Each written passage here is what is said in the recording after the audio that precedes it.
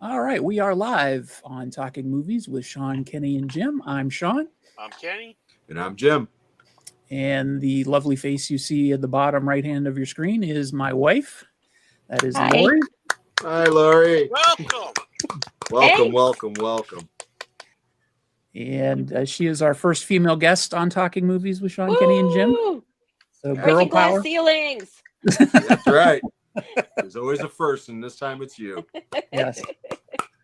And this show was her idea. So we thought we'd bring her on for the show. Yep. Because if it goes down in flames, you can blame her. You can blame it on me. Mr. Dan's here already. Hi, Hey, Dan. Mr. Dan. Texas is here. Hello, Hi, gentlemen, Texas. and Lori. Patrick is here. No one puts Lori in the corner. Yes. Sean does.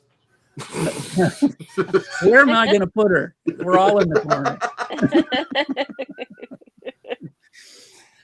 So that gets rid of the Dirty Dancing reference for tonight. So we're good. At a minute 20. A minute 20. That's like, That was fast. Is that a new record? pretty close. It is for this show. All right. So tonight we are doing the films of John Hughes. And we are doing that because Lori wants to do it. Lori's been a big fan of John Hughes movies for a long, long time. Kenny is also a huge fan of John Hughes movies. Absolutely. I think actually all of us are big fans of John Hughes movies to one way or another. I think our whole generation. Yeah, that's what I was going to say is I think his films kind of defined Generation X, and all of us are Generation X. So we probably all have our favorite John Hughes movie. I mean, anybody in Gen X has a favorite John Hughes movie. You wouldn't have to put a gun to your head to get one to come out. So tonight we're just going to be taking a look, mostly focusing on the ones that he directed. But Kenny was advertising that we were doing a deep dive. Deep dive. I'm sorry. on everything that he ever touched in his life. So, Kenny, feel free to talk about whatever you want. All right. But we're mainly going to be talking about the directorial stuff. Yeah. But I did just want to give a quick biography about John Hughes real quick, just that if you don't know who John Hughes is and you're not from Gen X, he was born in 1950. He was obviously an American filmmaker. And he was born in Lansing, Michigan, and raised in the Chicago suburbs. So most of his movies are taking place around the Chicago area. They usually take place in the fictional suburb of Shermer, Illinois, Which does not exist. Right. So if I say movies like 16 Candles or Ferris Bueller's Day Off or Breakfast Club, those are all John Hughes films. And then in the 90s, he stopped directing and he mainly became a writer.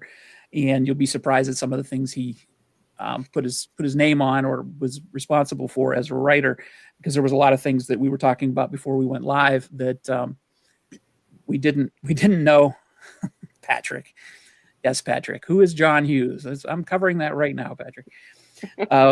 Sad about Patrick. He's suffering from CTE. Yes, he is. So anyway, that's who John Hughes is. If you forgot or got hit in the head like Patrick.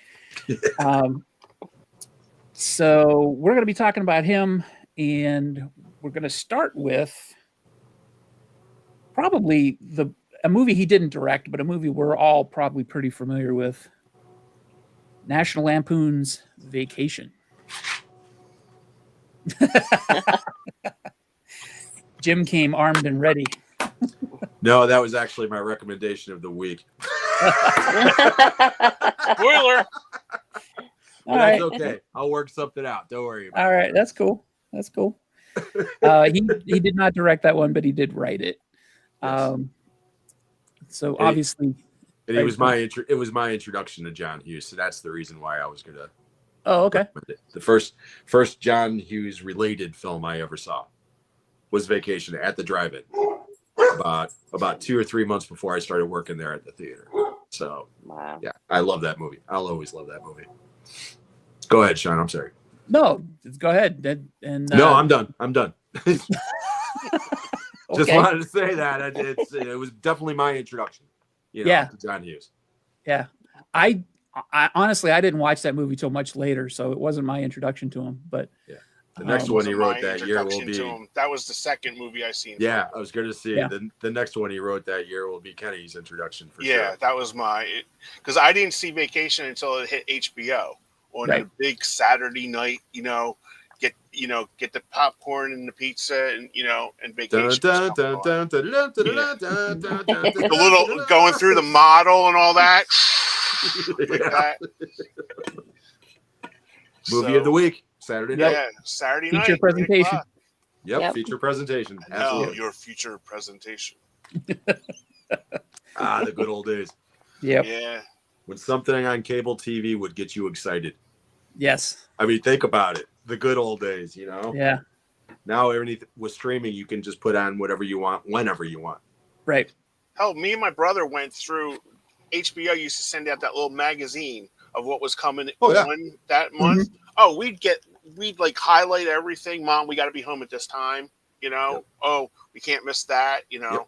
And it was just like, oh, this is so great. You couldn't wait till it came in the mail each week. I mean, each month. Right. What the hell is Killer Fish? I don't care. It's got Lee Majors in it. We got to get home.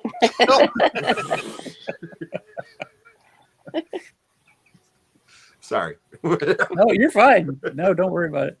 Yeah, Mr. Dances, what a great intro that was. That you got. I mean, if you go back and watch those now on YouTube, because a lot of people have uploaded those, you still get the chills if you remember them. Yep, they had the one for the stand-up specials too. Yeah, for On Location, because originally those were HBO On Location. George Carlin did a lot of those original On Locations and stuff. Yeah, I loved it. Loved the golden age of HBO. Who was the guy? Bud Friedman, right? The guy with the monocle that would come out. Oh, for the Improv. The Improv, yeah. Because that was like, I remember that new channel, that new hardcore channel, A&E. And it was like 12 hours straight of like evening at the Improv. Nice. And you'd have like a lot of Stephen Wright and stuff like that. And then that show got transferred to Young Comedians on HBO with Rodney at Dangerfields. And we are totally off the rails at 45 seconds. Woo! 7:07. Yeah, it doesn't matter. It's fine. It's cool. Patrick's asking what we do. This is what we do, Lori. This is what we do, Lori. So. And it's usually me veering off to go to Roy Rogers. Or I'll make some really off-color jokes. Sean will go into incontrollable fits of giggles for a couple of seconds. That's mainly my job here, is just to laugh and turn red. That's what I do. Pretty much. Now, for everybody, what's your favorite part of Vacation? What's like one of your favorite lines? Or it's still my favorite line is still, "What the heck, honey? It's not like it's going to rain." And then the next thing you see is the ant trapped in the middle of a thunderstorm. It just every time I see that. I like when they take the wrong term, and Anthony Michael Hall goes, "You think these guys know the Commodores?" I laugh at that every time it comes on, and it's like an inside joke between me and my brother, because we still use that line 50 years later. It's hysterical because it's just like so out of the blue. And of course, my favorite, John Candy, just steals the show. In that movie. But yeah, the Commodore's line still makes me laugh. So funny. What about you two? I think I love the whole scene at Cousin Eddie's house and just everything that's going on with Only the best. And yes, and like he gives him those horrible white shoes and like just that's his gift. And then you have the one daughter who's like stirring the Kool-Aid with her arm, and I'm just like, what is going on with this family? She's got a box full of pot in her bedroom. The other one's got nudie bags. Like it's just like a whole I was like, this family is a hot mess. And the best thing about the nudie thing is when he's telling him about it, how I use them, and some guy told me about. He's got one of those things in his hand that makes your grip stronger. Yeah. the sight gags in that movie is like so much fun, you know, because you can check stuff out even that you hadn't seen before, you know. Yeah. No, like I said, everybody loves the Christmas Vacation, which I do too. Yeah. But to me, the original is still Oh. my favorite. It'll always be my favorite. Yeah. It's definitely the funniest to me. It's just, it's so good. The first thing that pops in my mind, and it's not even that funny of a scene, is when Chevy Chase is looking off at Christy Brinkley. He's like playing around with the sandwich, and then his wife tells him that the dog went away.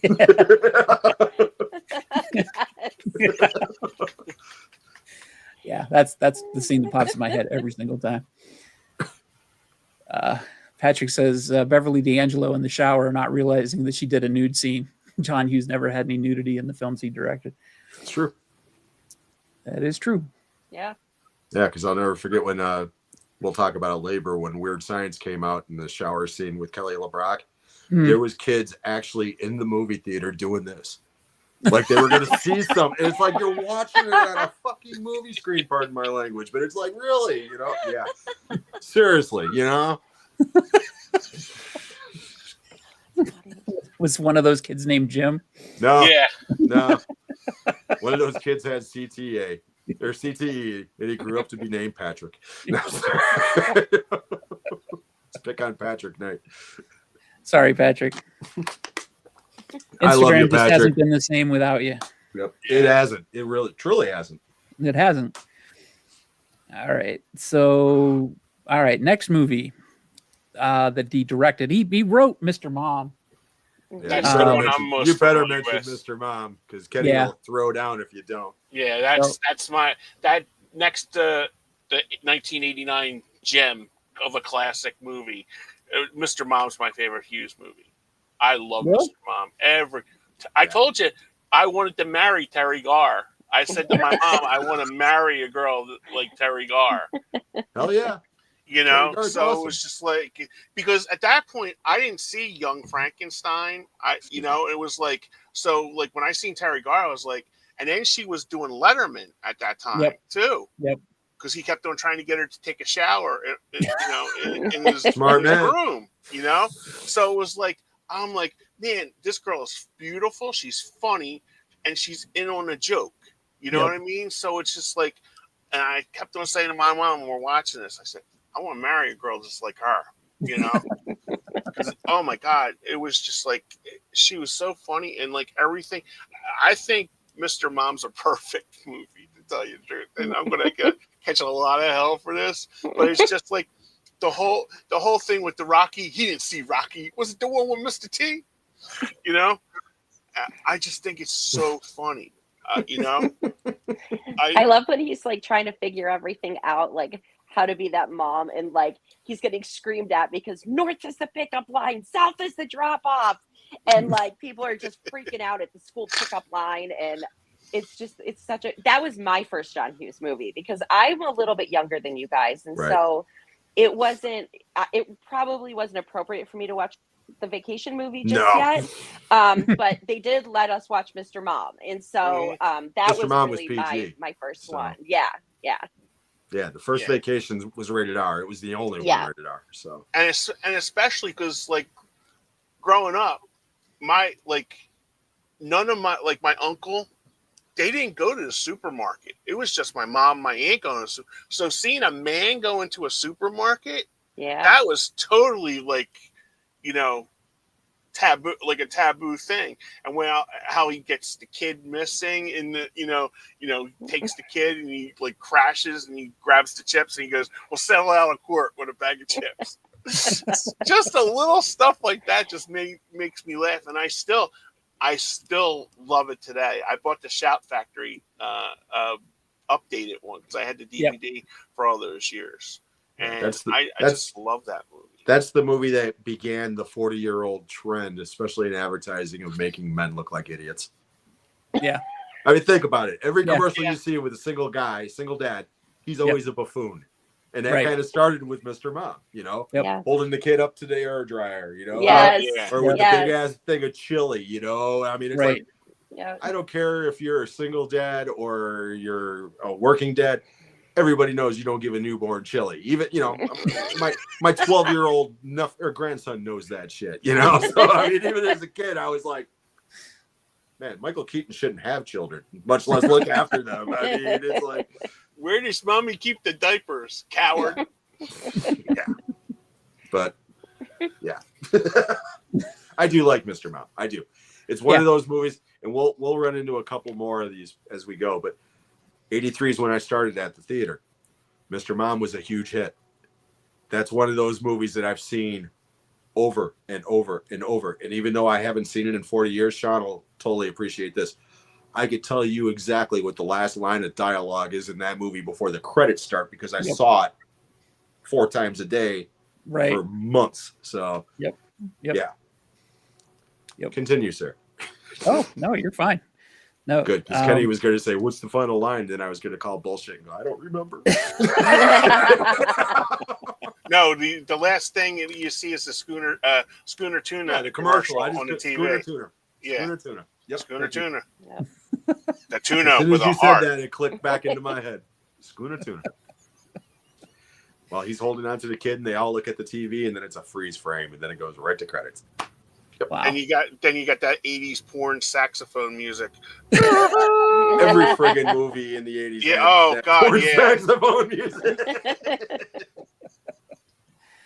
Kenny I G feel like- before Kenny G. I feel like I am going to commit sacrilege here, but I've only seen Mr. Mom once, and that was in the theater. Shut up.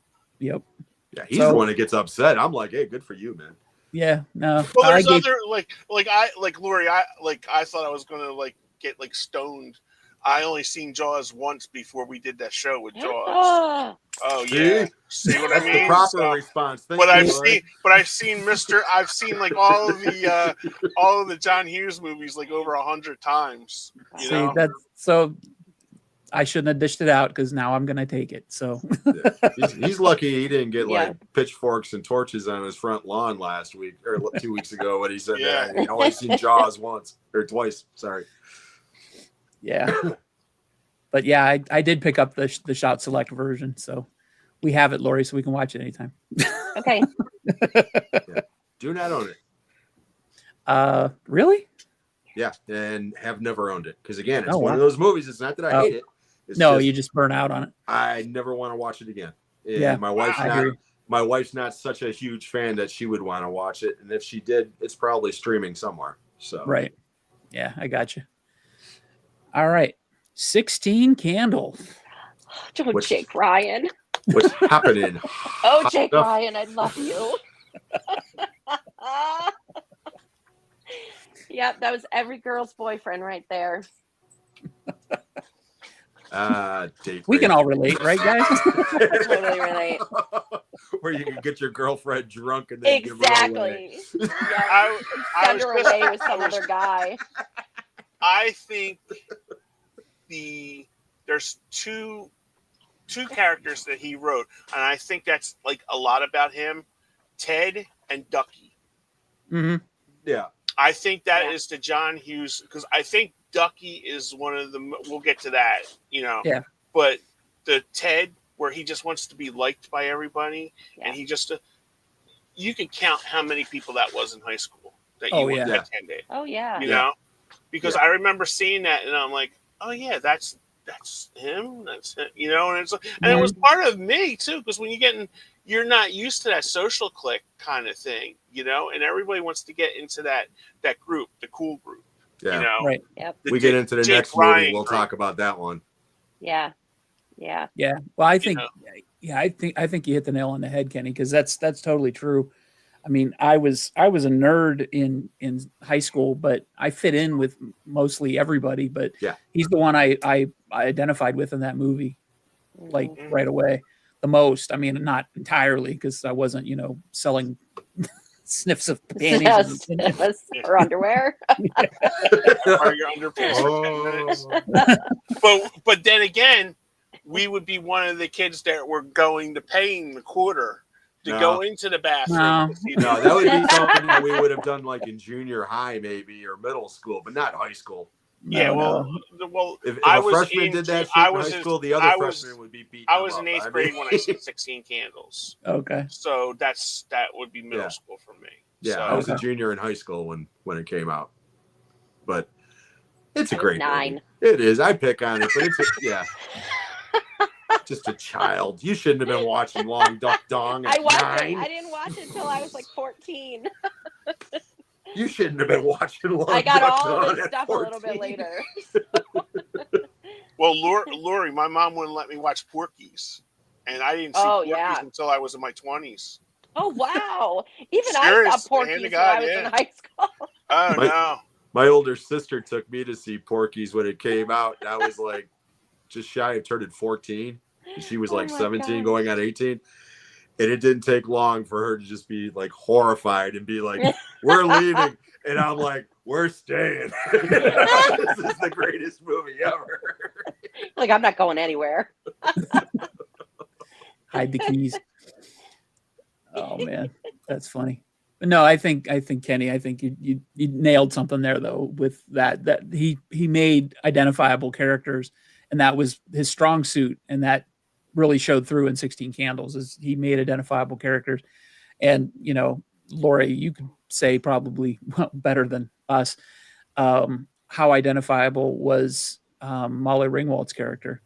Yeah, I mean, I think with Molly Ringwald's character that the thing that as I got older and started to understand and like date and like it, what I didn't like about it was that I started to realize that like she kept telling him no. Like she kept saying, leave me alone. Like, I don't want to talk to you. And he just wouldn't go away, And so I was like, that makes me a little uncomfortable now. And, I've watched interviews with Molly Ringwald, recent interviews that she's like, I'm not quite ready to let my daughters watch these movies yet because there's some things that go on in these movies that I'm not really comfortable with. And she's like, that probably if those movies were made now wouldn't fly.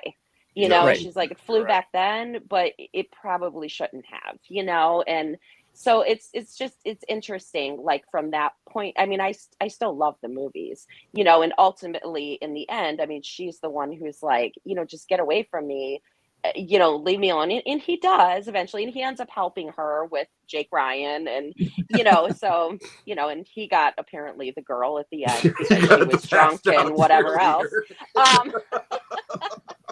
But yeah, which is a step up from Molly Ringwald, in my opinion. But I'm a sexist pig. Yeah, so. Yeah, exactly. Yeah. You know who my favorite character in that movie is? It was then, and it still is now. Paul Dooley is her dad. Yeah. Because at the end of the movie, when he realizes that they forgot her birthday and gives her that little speech, it's great. Yep.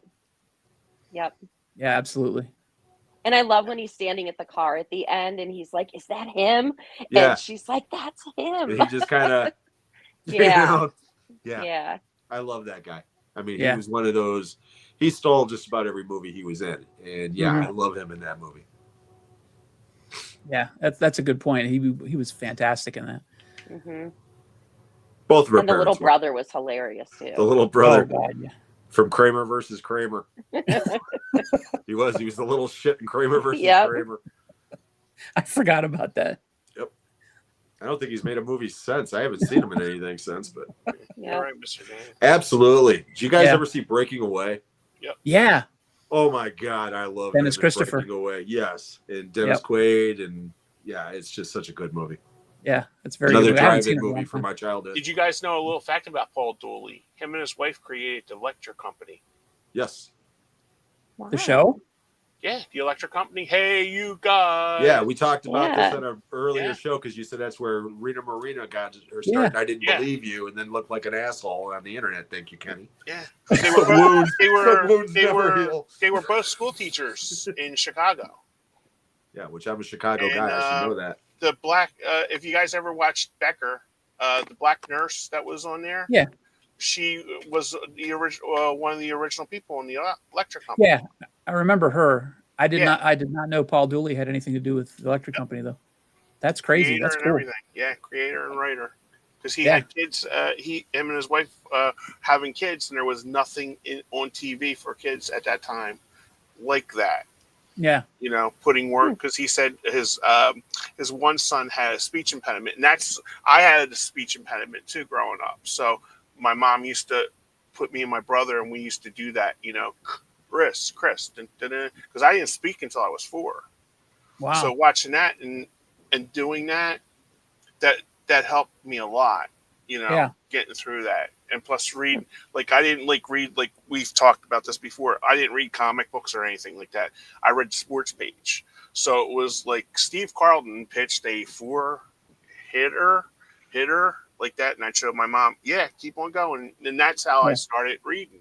And that's how I started talking, was reading the sports pages. That's cool. So, That's cool. Yeah. I thought that was a pretty good. I had that highlighted on one of my comments on the sheet. Another little known fact about Paul Dooley is he will gladly pay you on Thursday for a hamburger today. That's right. Ba-dum-boom. Yeah, Jackie I haven't Earle seen Haley. that movie literally since it came out. Popeye? But Breaking Away. No, Breaking Away. Yeah, I love it. But no, he played Wimpy in Popeye. Okay. That was a Wimpy joke. I knew it was a wimpy joke, but I never saw Popeye. Mr. Dan's ready about that. The grandparents. Yeah.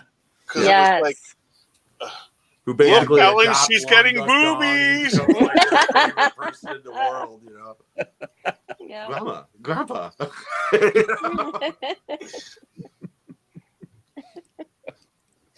I just boy. got filled out by my grandmother.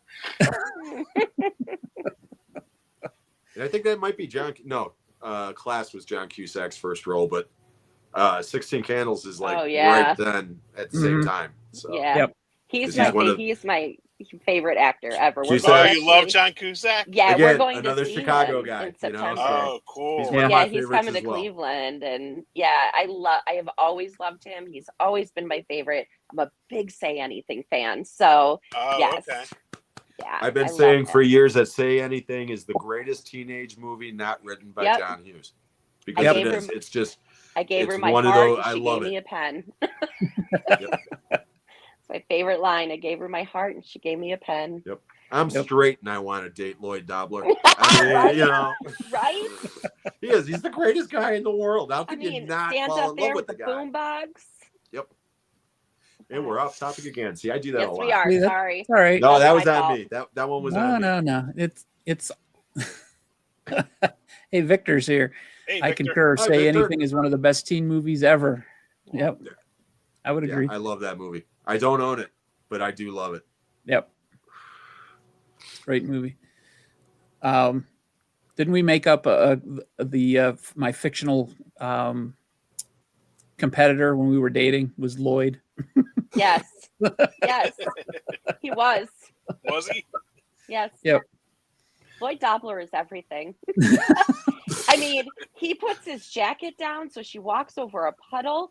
Kickboxing is the sport of the future. Yep. Yes. And he doesn't want to That's what I'm buy talking anything, about. sell anything, or Right. manufacture Right. anything. No. I used to have that speech down cold, and it's like I can't do it anymore. But I used to know it verbatim. I mean, yeah, I love that movie so much. I love that movie. Yep. I mean, even her asshole dad, you know, who Yep. embezzles against, you know, Yeah. even he's a nice guy. Even you feel Yeah. sorry for, you know. I mean, Yeah. it's just, to me, that's Cameron Crowe's best movie. Yeah. People can keep Jerry Maguire all agree. they want. Oh yeah. Say Anything Yeah. is way better, you know. Yeah. Almost Famous is better than Jerry Maguire. Yes. You By a Oh, long shot. yeah. But I still prefer Say Anything. It's just something about that movie just sings to my heart. It just does. Lloyd wins Yes. because he wore a Clash t-shirt. Yep. Absolutely. Lloyd is like the epitome of every good guy ever. He really Yep. is.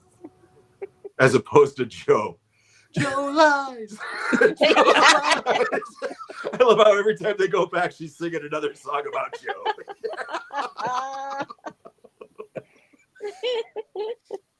Which was hilarious. Not to jump over a bunch of movies, but Lily Taylor was in that, Yeah. and she's having a baby. Yep. Very Mhm. super small role. I was Yep. like, hey, that's Lily Taylor. No, there's lots of crossover coming up. Yeah. Oh yeah. Yeah. Yeah. All right, Breakfast Club. What can we say about that movie? Let's just skip it. That's my movie. Yep. That is my high school Yeah. movie. It Me is. too. That came out my senior Yeah. year of high school. And I went to high school with those kids. I was one of those kids. Yeah. I had a principal like that asshole. You know, I mean, it's like Yeah. Did you really? Wow. more or less, not to that extreme, okay? But yeah, you know, I mean, the dean, he was one of those guys who thought he was, you know, all that, you know. But I was like a mixture of those kids. You know, I had a little bit of the geek in me and a little bit of the burnout in me and a little bit of the space cadet in me. The only one I didn't have in me was Molly Ringwald because, again, she was the rich princess, you know. But my God, I've been saying for years, to me, out of all, I just mentioned Say Anything is the greatest teen comedy. But to me, only two movies really epitomized what high school was like in the 80s. And it was Fast Times at Ridgemont High and The Breakfast Club. Yep. And to me, Fast Times is a better movie, but I enjoy The Breakfast Club more. And I just love it. It's a top 3 Hughes movie for me. It's not my favorite, and it's not the best, but it's probably the one that I hold the most dear to my heart. Yeah. So, take it away. Go ahead, Kenny. You started to say something earlier. Yeah, because I think I was more into that Anthony Michael Hall character. You know, I wasn't cool. And you tried to, because I kind of, and I would love to ask him in person if that Farmer Ted just grew into that part, the Breakfast Club, because it did have similarities. Because you always have like, that girl from Canada, my girlfriend in Canada. You know, when you're sitting home alone, drinking Jolt Cola and eating pizza pockets, and renting movies. You know, so you weren't like with that. You weren't in that like upper class. You know, and I played sports and stuff, but I was still a geek. You know, when I played sports. Yeah, I see you're getting your indies in a bunch, but let's face it, you're a neo maxi zoom dweeby. And no. That's what he calls Anthony Michael Hall. Yeah, you know? I'm not calling you that. I'm just but it's sorry. No. I should have specified. I'm familiar that. with your game, but you were like you identify with Anthony Michael. No, but Hall. I identify with that because I don't identify with like the jocks and stuff, and being 2 or 3 pounds overweight during high school does not help matters either. Yeah, I was chubby. Because you're not into that elite character, you're not into that, so it's just like I think grades were not like my big thing because I was basically a C student like my whole time in school, but BC student. I should give myself a little bit of credit. I was never like my brother was the valedictorian, okay, and he was younger than me, so it was like. Whenever I needed help with my homework, I went to my brother, who was, 18 months younger than me. So that was like, he got the smarts, I got the looks. So, but it was just basically like, I don't know. It's like when I watched that, cause I watched it the other night, to re-bone up on everything. And there was like one part in there, like when he was playing with the pen, like on his lip. Mm-hmm. I used to do the same thing, and I didn't realize that until when I was watching it. Because like when Bender was like told him to switch seats with him, and he's doing that like the pen thing, and I'm like, oh my god, that was 12, 13-year-old Kenny that was doing that, and it was like it didn't take, I never did that, but it was just like the characteristics of him. It just it just like made it actually I had tears rolling down my eyes when I did that because when I watched it because I was like, oh my god, you don't realize how geeky you are until stuff is pointed out to you, and it was like, oh man. So that's just basically I thought it was brilliant. It was basically it hit every tone because you could pick out people that you went to high school with that were just like that. Oh yeah. It was the first. I'm sorry to interrupt, but it was one of the only movies like Fast Times that I could think of from that era that was for kids, but it didn't talk down to kids. Right. Yeah. Kids were smart. They weren't a bunch of horn dog, like Porky's, for instance, played by a bunch of 30-year-olds trying to pass off as high school kids. Yeah. Outside of what's his face, Bender, they all looked like they could be in high school at that Oh, time. yeah, They were more or less absolutely. age appropriate, you know. Yeah. Yeah.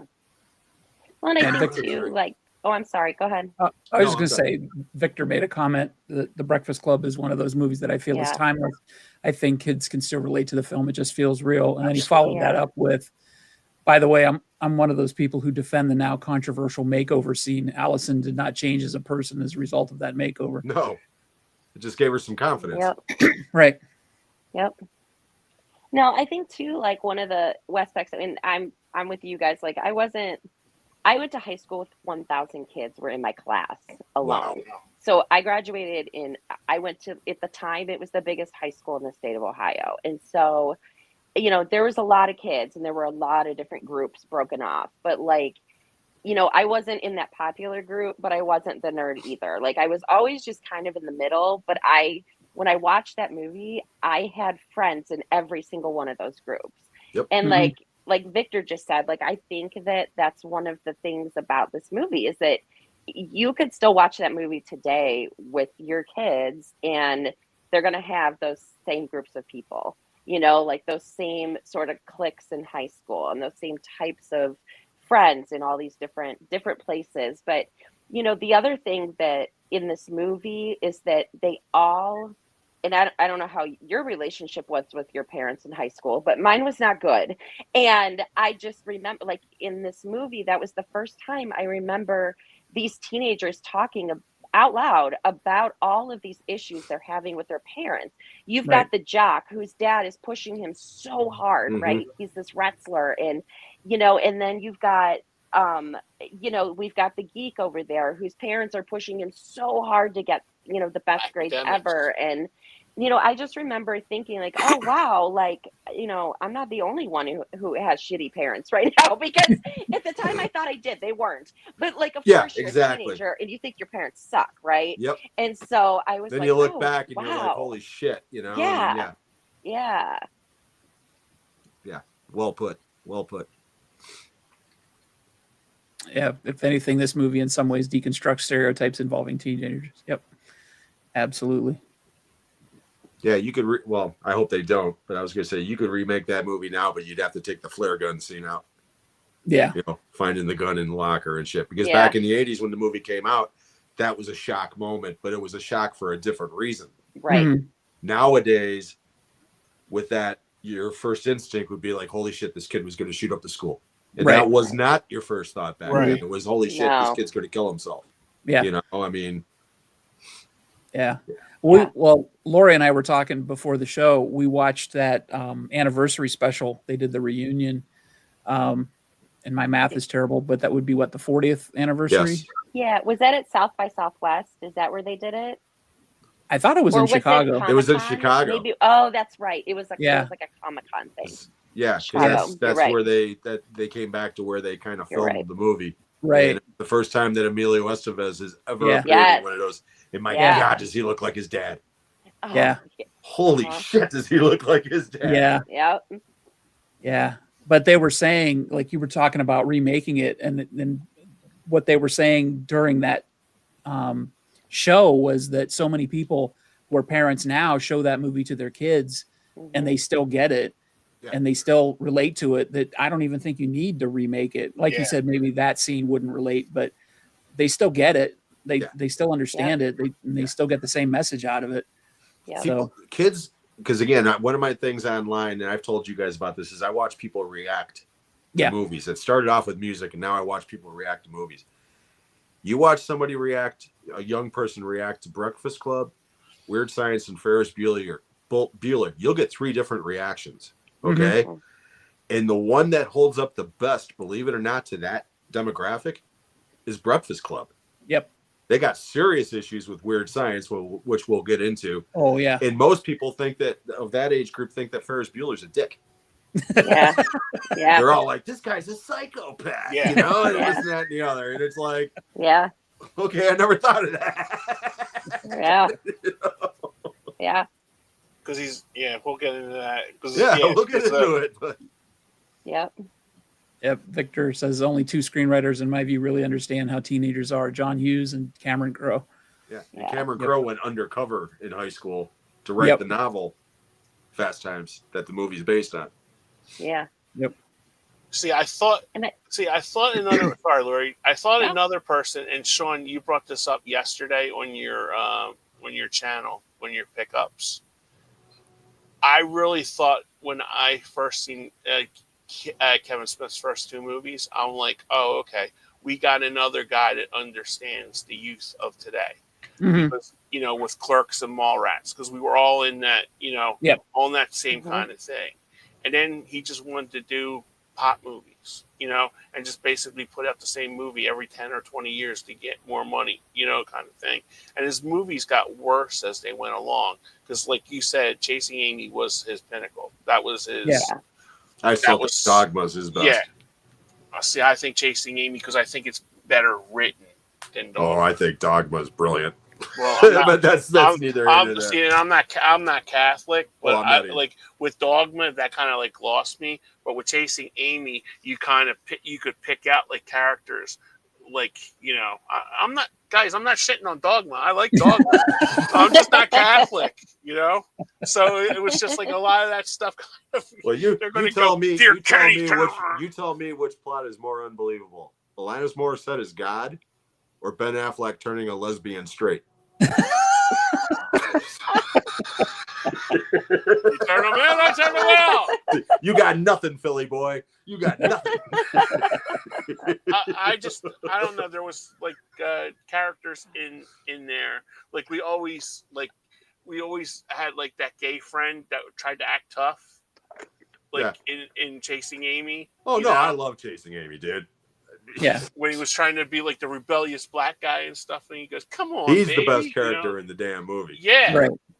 but, He steals the movie. We're getting His off spiel track. at the beginning about Star Wars is an all timer. Yeah. Urban or some intergalactic gentrification. All right, we're way off topic now. No, it's fine. But yeah, I get your point. Yeah, Kevin Smith, I thought the same thing when Clerks came out. They're like, okay, this guy's going to be another voice for our generation, pick up the mantle and run with it. But yeah, he sort of got stuck in a rut of making movies about the same characters over and over and over again. Yeah. Or doing different shit and then doing weirder and stupider shit.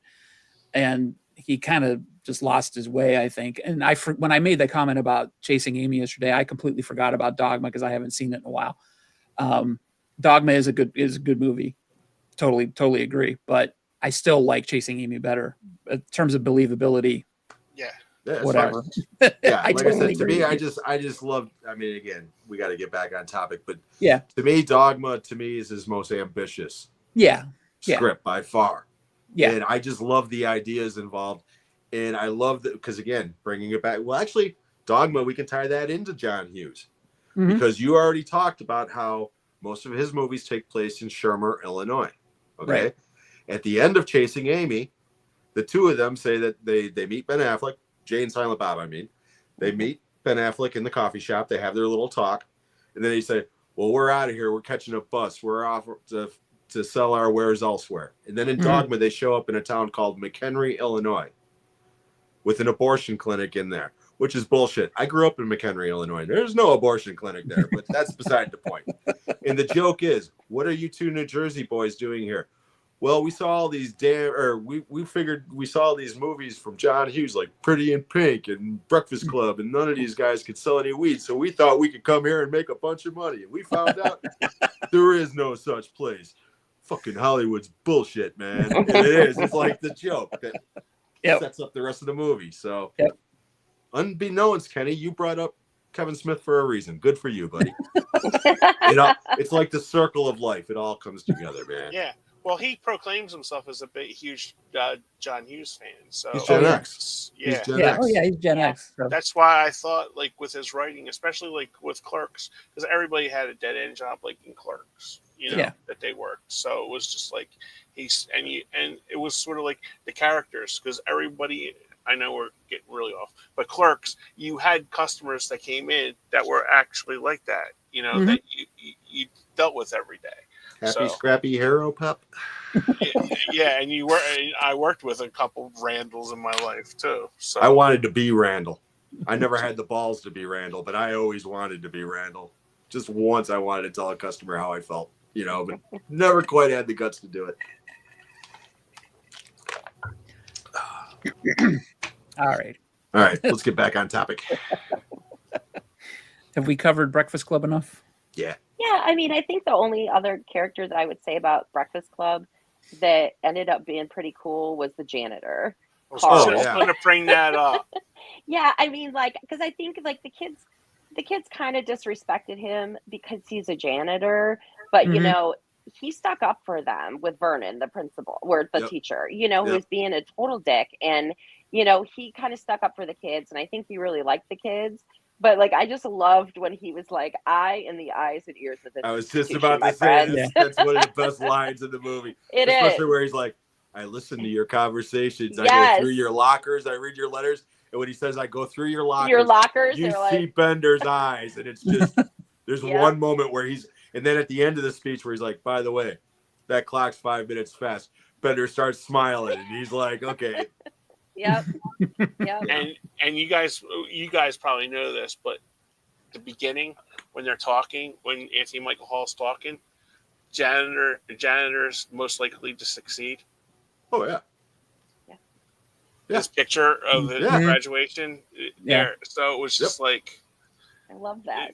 Yeah, it's just like those little. There's lots of little touches. There's lots of little moments like that in Breakfast Club. Yeah. There really is. That's cool. All righty. Thanks for throwing that in. That's a great point. Weird Science. I'm not going to be much help on this. I think I've seen it once. Oh, I love it. I love it. That was going to be my recommendation of the week because it's not my favorite. Mm-hmm. Okay, that's coming up. It's not the one that means the most to me because that was the Breakfast Club. But to me, Weird Science is still the funniest that he ever, because it's just so batshit crazy. And we've talked about it on the show before, Lori. I don't, obviously you were young, but in the summer of '85, that was the science summer. Yeah. And Real Genius, which we've already established that you don't like, okay, unfortunately. But Real Genius, Weird Science, and a movie called My Science Project all came out within 10 days. Oh, wow. Okay. 2 of them came out the same damn day. Mm-hmm. All right. And to me, and I think the other 2 gentlemen on the panel, Real Genius is the best of those 3 movies. Yep. Okay. Val Kilmer, I think, is just awesome in that movie. I love that movie, but I can understand why you don't. All right. But Weird Science is definitely the funniest of the 3. It's just batshit crazy. And Bill Paxton is Chet.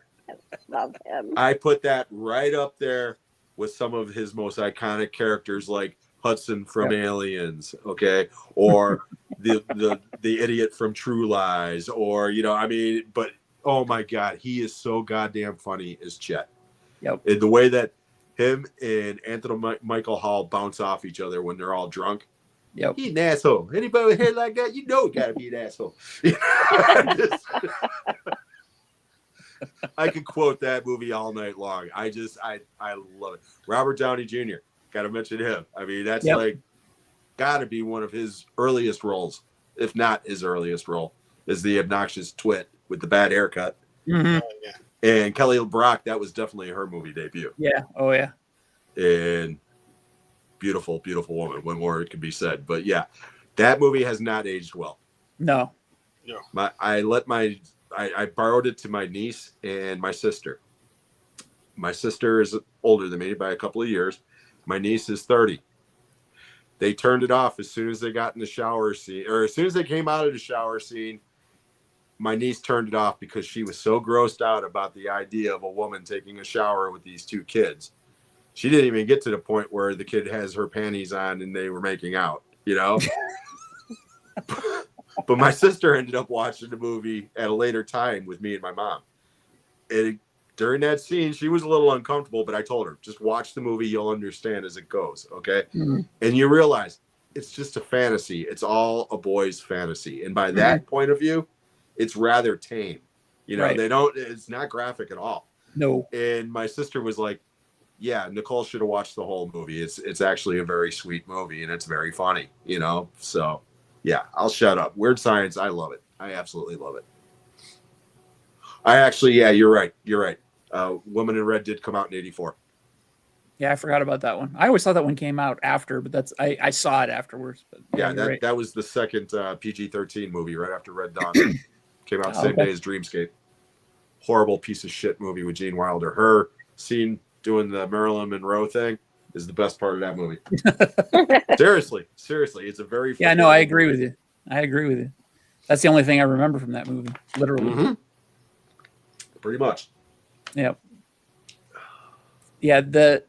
I think I was disappointed with Weird Science because at the time I liked the fact that John Hughes was making movies like 16 Candles and Breakfast Club and those movies that you could get into and sort of relate with the characters. So when I saw Weird Science was coming out, I was like, okay, it's a John Hughes movie. And I was expecting something like that. No. Not that I was, a prude or anything, but this came out and I'm like, what the fuck is this? It's a cartoon. And, and it was just totally out of left field. The only scene in that movie when I first saw it that I liked and laughed out loud was that scene you were talking about where they get drunk and they go to the bar and they're just bouncing back and forth. I laughed my ass off during that scene, but then the rest of the movie just sort of fell flat. I didn't like it. I didn't come to appreciate it till much later when I didn't have expectations for it. And I have, I don't, it's not one of my favorite John Hughes movies, but I do like it much more than I did when it first came out. Yeah, no, like I said, I just, like you said, that bar scene, it's gold. I mean, and again, I still quote that damn scene. Crazy, insane. I was nuts for the woman. Yeah. What did it for me was these big titties she had going. Sorry. Oh, that's funny. Yeah, I love Weird Science. It's just, again, it's what I even had the theatrical poster. I mean, I love it. I just think it's such a great movie. And again, I understand why a lot of people don't like it. Yeah. Because it's the outlier. Yeah. You look at his directorial filmography, it's definitely the outlier. Yeah. Well, one other movie I say you could possibly put as an outlier, but I would say there's two movies that are his adult movies. Yeah. The rest are basically kid movies for the most part. So, anything you got, Kenny? No, that wasn't one of my favorites to watch. I did enjoy it because I thought it was kind of crude. Where like the other ones had like a lot of heart to it. I just thought this one was crude. I mean, I liked it. I laughed at it. I thought the grandparents Frozen all the time was like funny, but I just thought I couldn't believe that was a John Hughes movie because it just didn't seem like the characters were in depth enough for him. Because I didn't know people like that. Right. I did like, the two geeks that are up on Saturday nights and stuff like that, trying to build, but it was like, I couldn't relate because I didn't have a computer, the only computer I had was an Atari, and we couldn't do that. I remember we got the Commodore VIC-20 and me and my brother were like, oh my God, it was basically a one that you could just play Zork on, but I remember like Whiz Kids, that TV show Whiz Kids came out at the same time as that. And my brother is like, oh man, we could tap into like Washington with this shit, like that. And it's like war games. Or war games. And it's like, because I remember when we got it, we're playing Zork, and he goes, hey, I wonder if we could tap in, and get like pizza or something like that, or you had to wait until the net came out for that. The net, yes. God bless you, Sandra. You may be the only other living human being that I've ever met that remembers Whiz Kids. I love that show. I love that show. Yeah, I got no recollection of that from, one the little boy from Little House on the Prairie was the what's his name? Matthew, whatever his name was. Because that's the kid that was in Deadly Blessing, right? Matthew, Deadly whatever French. his name was. Yeah, with the French last name. Yeah. Yeah. But I know his first name was Matthew. Yeah. Yeah. His brother was in JAG, and then he was in summer school as the jock in summer school. Oh, okay. Yeah. I'll take your word for it. Yeah, he was in. Well, I watched JAG every The guy from Barney Miller was their friend, the cop. Yes. Yeah. Well, they were all cops on Barney Miller. Yeah. The guy, I can't remember. Well, he was the guy. Oh, shit. Because you're totally right, Jim. I can't remember which cop he played on Barney Miller. I have to look it up. I'm sorry. Making myself look over here. I want to say Wojo. Was it Wojo? No, maybe. Max yeah. Gill? Max Gale. Yeah, that's it. Max Gill. That's it.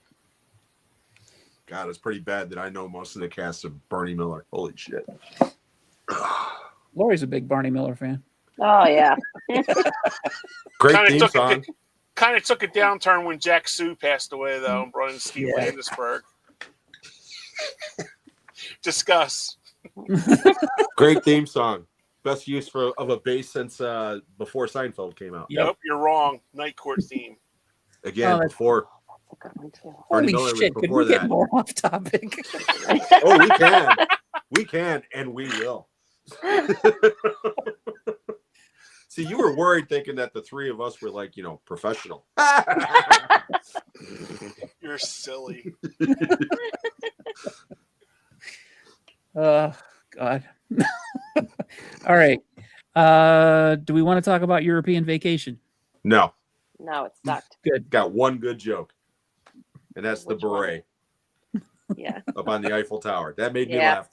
Other than that, and Eric Idle. I forgot. Oh, Eric come Idle on. is Big actually Band funny. Parliament. I just can't get left. That doesn't make you laugh.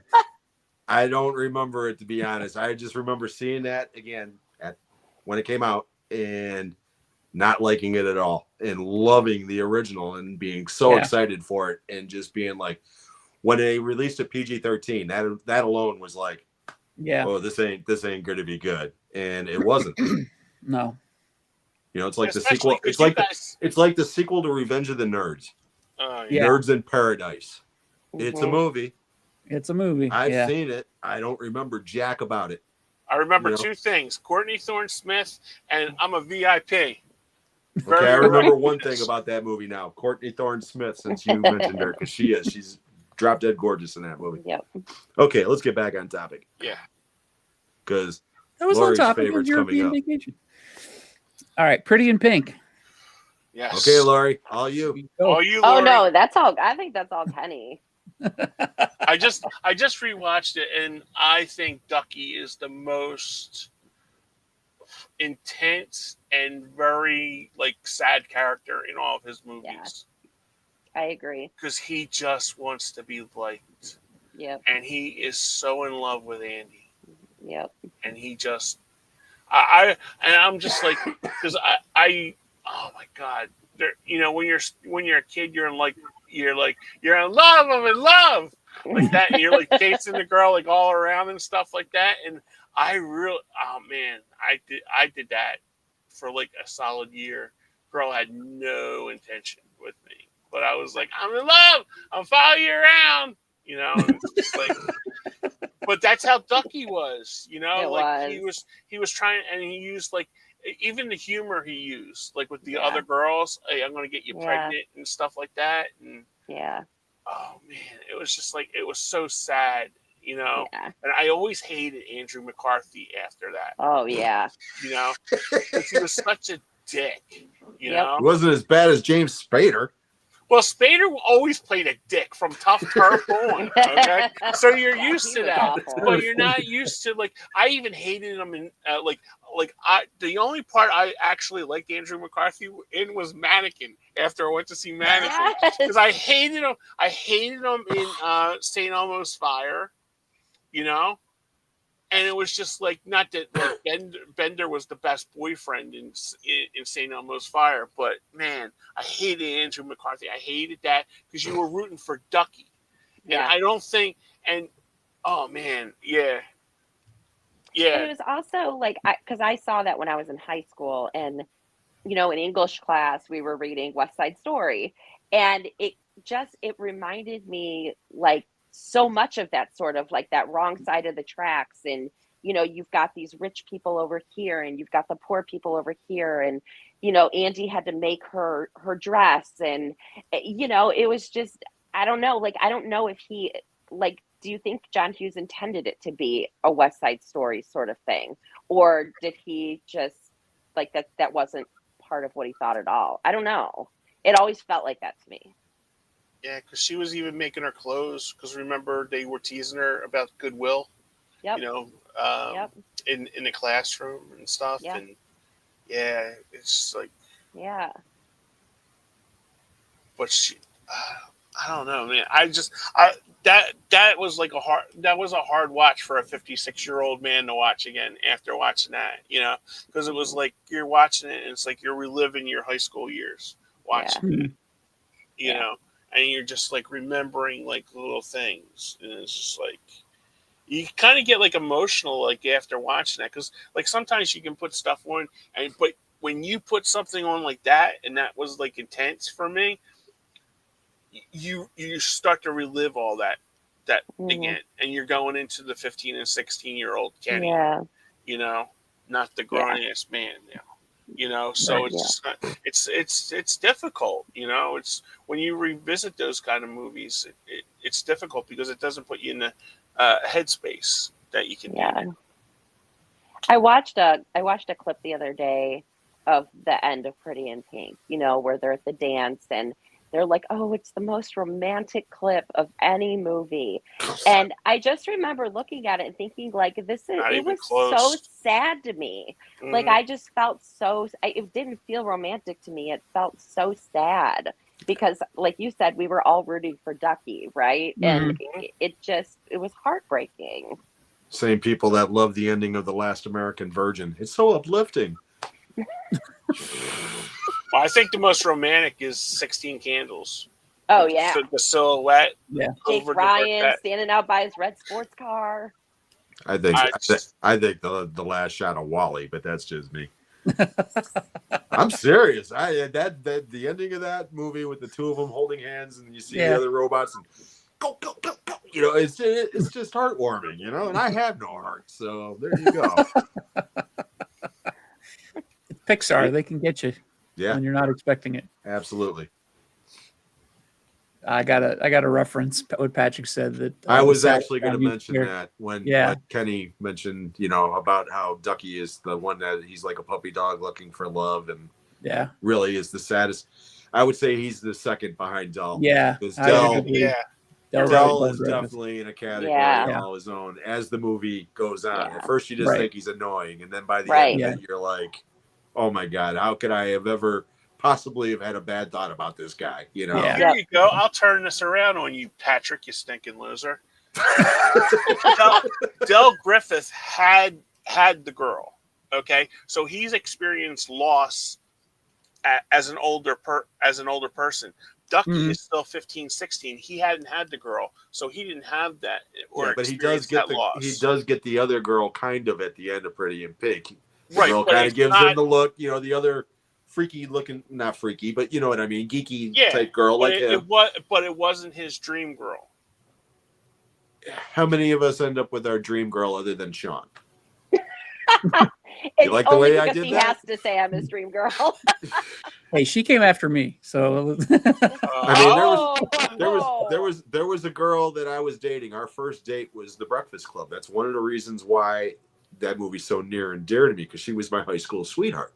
Okay, and that was our first date. So that's one of the reasons why I love that movie. But we aren't together, and you know, I still have warm feelings for her, but she's not my destiny, so to speak. So, you know, Ducky got some, and then he probably found somebody in college. Good for him. Yep. Did you tell them Molly was, probably ended up getting dumped by Blaine. I mean, how could you go out with a guy named Blaine in the first place? But anyways, probably got dumped, went crawling back to Ducky, you know, because he's the friend. Right. And if Ducky had any kind of brains whatsoever, he'd be like, you know what? Yep. Shove on. You know? Yep. Good for it. So you're looking at it wrong. Texas said, wasn't she supposed to get Ducky in the original ending? Yes. She was. Yep. But yeah, I understand how important that movie is to an entire generation of girls. My wife loves that movie. You know, she just adores it. That's probably her favorite John Hughes movie. Well, no. Her favorite's coming up next. And I'll tell you why when we get to it. Ferris Bueller's Day Off. My stepson, her youngest son, his name is What? Cameron. Really? Really? She named him Cameron after the character Cameron. Fry in there because she thought Ferris would be too funny, sounding. But Right. yeah, she loves Ferris Bueller's Day Off. And yeah, so do I. It's That's a great hilarious. movie. It's a great movie. And as much as Jeffrey Jones is a piece of shit, he's a very good actor, and that might be his best role. Yeah. Is the principal. I mean, Yeah. 9 times. I mean, he's just, Yes. he's so good. He's so good. So. And we gotta throw in E. McClure as the secretary. Oh. Yes. Oh no, that's in Planes and Trains and Automobiles. Yeah. Yeah. Actually, Brony! I was gonna give that whole speech on the Instagram today, but I couldn't remember where she goes through the whole category of people in the Bloods, the dudes, this, that, that. They all love him. They think he's a righteous dude. Yep. Yeah. Yeah. It's such a good movie.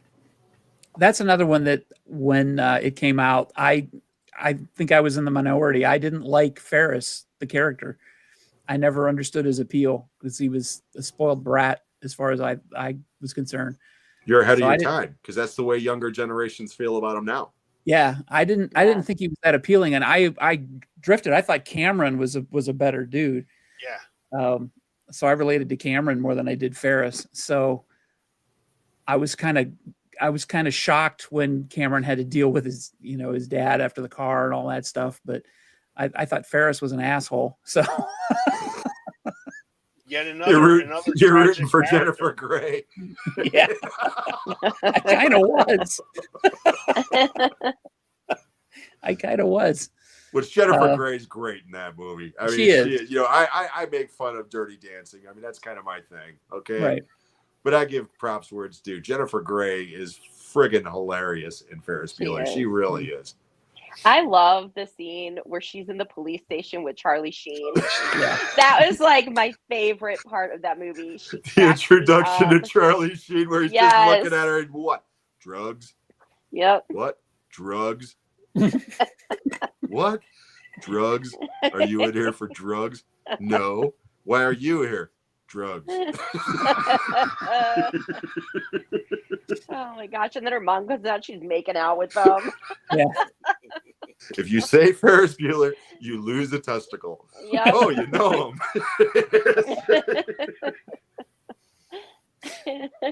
Oh, Yeah. that's funny.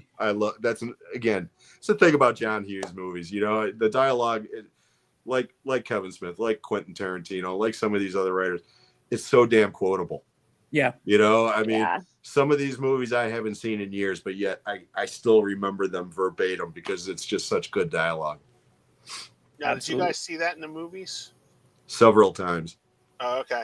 That was the summer I was working at the drive-in. Oh, okay. And it was a big hit. We had it there with Back to School, actually, as a double feature for like 2 or 3 weeks. Boy. And I saw it a couple of times, at an indoor theater as well. That was a huge hit. It was a big hit. No, we used to sit, as my mom used to call it, till the last dog dies. Okay, just so we could, like, the crowd would just rush to the exits to get the hell out of there. So we would just sit, finish our popcorn or whatever, and sit there. And the part where he goes, "Are you guys still here? Yep. Mhm. Yeah. The movie's over." It's over. That always made us Go home. Yeah, go home. There's nothing to see. Yeah. And that always made my mom laugh because she's like, now we're going to see if it comes on every other movie. I'm like, Mom, it was another. No, it's not going to happen. I used to do that shit when I was a kid. I insisted, not because of this, that, or the other. I insisted because I used to tell my parents, these people worked hard for this movie, so we ought to watch it. Plus, it's part of a movie. Yep. And to their credit, they actually did that shit. Very rarely was it like, what, we're leaving, let's go, So, Yeah. But yeah, Ferris Bueller was one of the first movies I remember seeing with a post-credit scene, that you just mentioned. The Kenny. Muppet movie had one. Yeah, like I said, it wasn't the first, but it was one of them. That was the first one I ever saw was the Muppet movie. Yeah. Well, then they also had a gag reel for Cannonball Run. Well, that started with Smokey and the Bandit Part 2. Oh, okay. Because that came out like in 1980, and halfway through the credits, they started doing like all the bloopers and shit. Yeah, Hal Needham. And that's why years later, when Anchorman did that during the credits, they put that Smokey and the Bandit blooper in the middle of it. Yeah, it's like an homage to it. Cool. Right. I didn't know that because I didn't see Smokey and the Bandit on in the movies. I seen it on TV. I saw the first two, both of them at the drive-in. You know, when they came out. First one's such a great movie. The second one, I'll never forget my dad. What the hell is this piece of shit? I mean, he just did not. You know, the first movie's so damn funny. And in the second movie, all they're doing is arguing. When Jackie Gleason's not on camera, that movie's bad.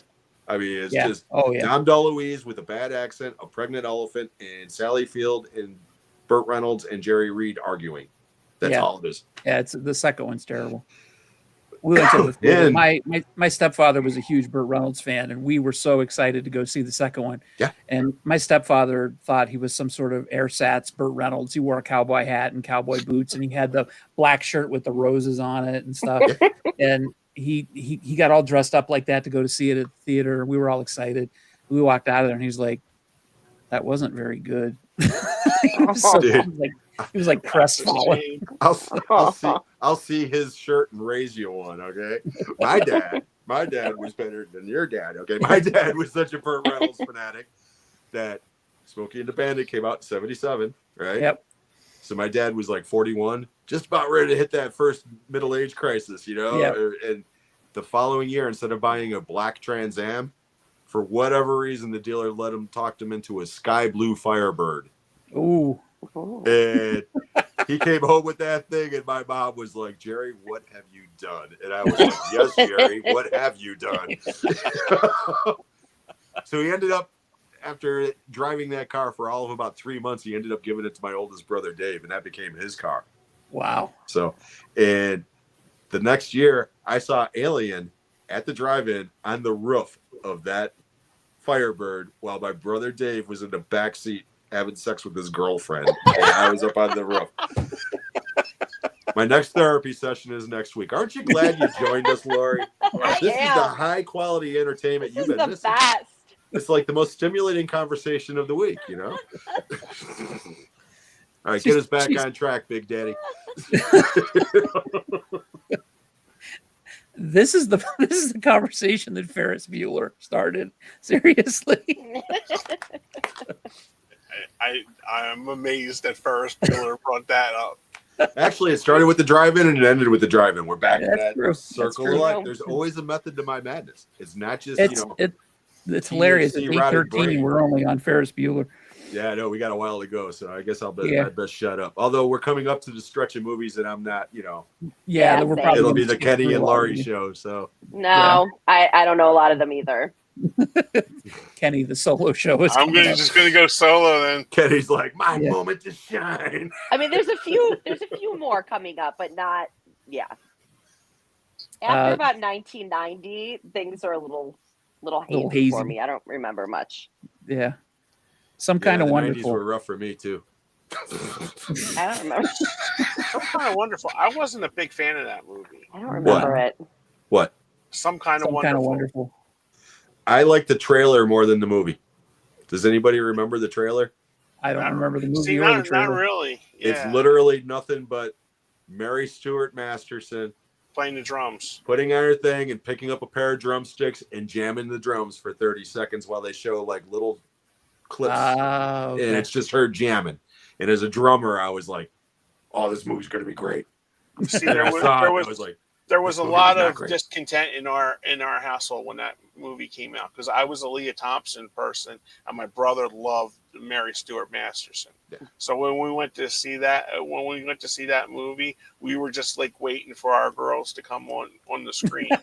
So because it was just like I really could not tell you the plot of that movie, and I don't like Eric Stoltz. It's Pretty in Pink reversed. Yeah. Oh, okay. It really is. It's Pretty in Pink reversed, where Eric Stoltz is the poor kid in love with the rich girl who is Leah Thompson. Yeah. And his best friend, so to speak, is the girl who plays the drummer who has a big crush on him. He doesn't look at her that way. Blah blah blah blah blah. Yeah, same exact plot. Just you know, and Pretty in Pink. Even though I'm a guy, Pretty in Pink's a better movie. It just is. Just because I just see that's like now it's like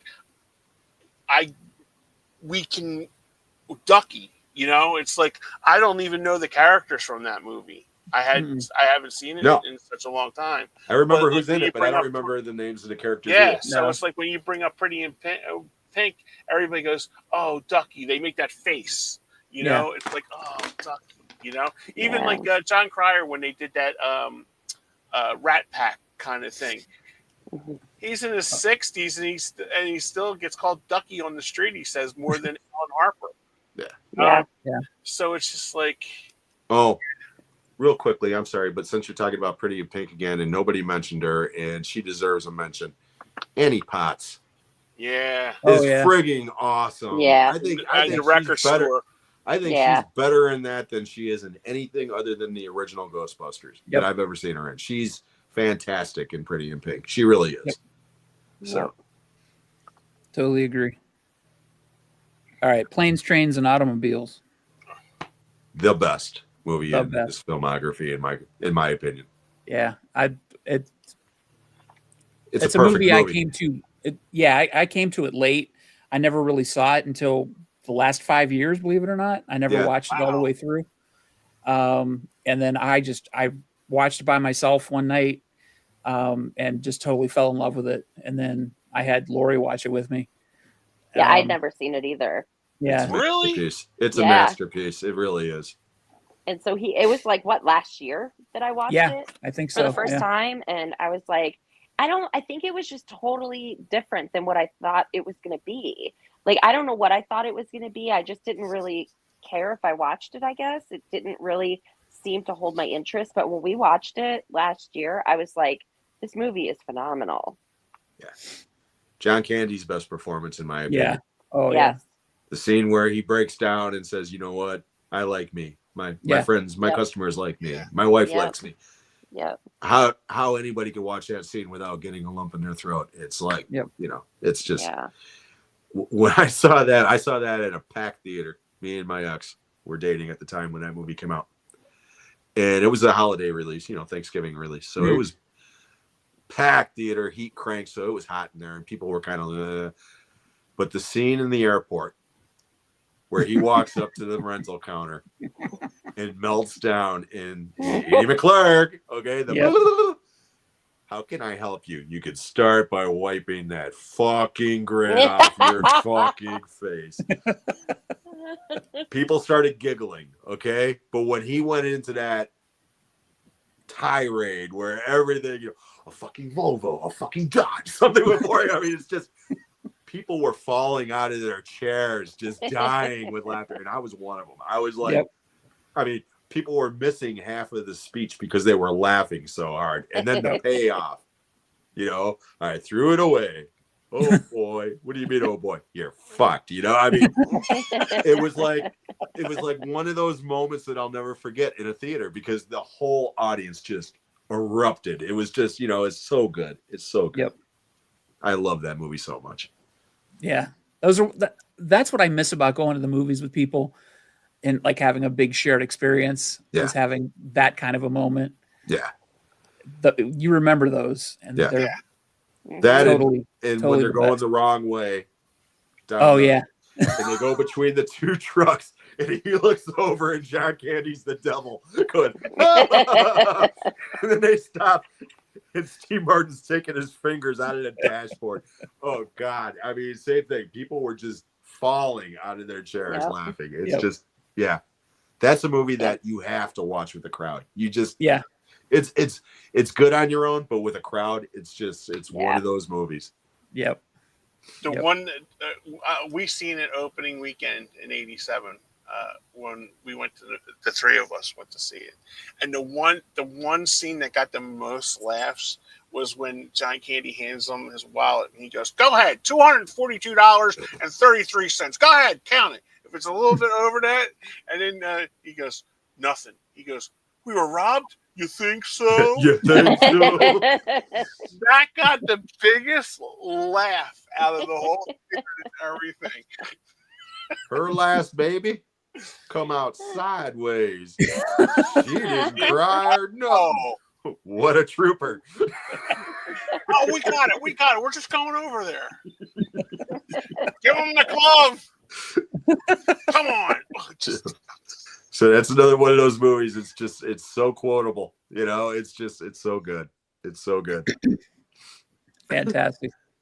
I wish I would have seen it with a crowd in a theater. I really missed that. Yeah. But oh well. Like I said, that meltdown speech, it kills me every time. And that's the only time in the entire movie that they break into F-bombs. It's the only time. Yep. That if it wasn't for that scene, that movie would have been PG-13. Yeah, easily. Yeah. Yep. And I guess originally the studio wanted John Hughes to pull that scene. They wanted their PG-13, and he was like, "No fucking way." I mean, it is. It's such a great scene. It builds up so well, Yep. All right. She's having a baby. Most underrated movie in his catalog, in my opinion. Such a good movie. Is this dirt here? Did you drop this? Is this dirt? And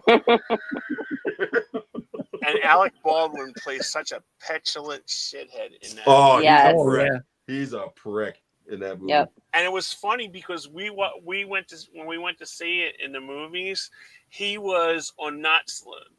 Me and my mom used to watch Knots Landing, and he was the minister Joshua on Knots Landing. God. So when we're watching that, Mom's like, "Oh, look, Joshua's in this," and then he's a big creep, and she goes, "Oh, he's not a good person." And I'm like, "Mom, they're actors."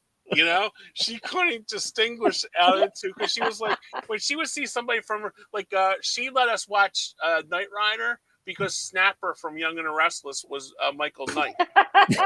She goes, "Oh, it's got to be good snappers on this," So that's how my mom aligned. Next. His name was Snapper on Young and the Restless, and my mom's like, "Oh, you boys God. can watch this." It's like, Mom, Talk it's about a an talking unfortunate car. name.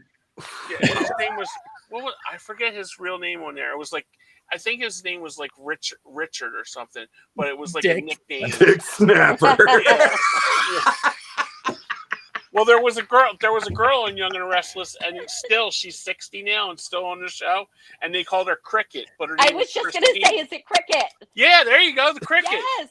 Christine is her real Yeah, name. Christine, but they all because now call her she's Cricket. like a state senator or an attorney or something like that. Yes. And she finally married Danny Romalotti. Yes. My mom would be like rolling right now.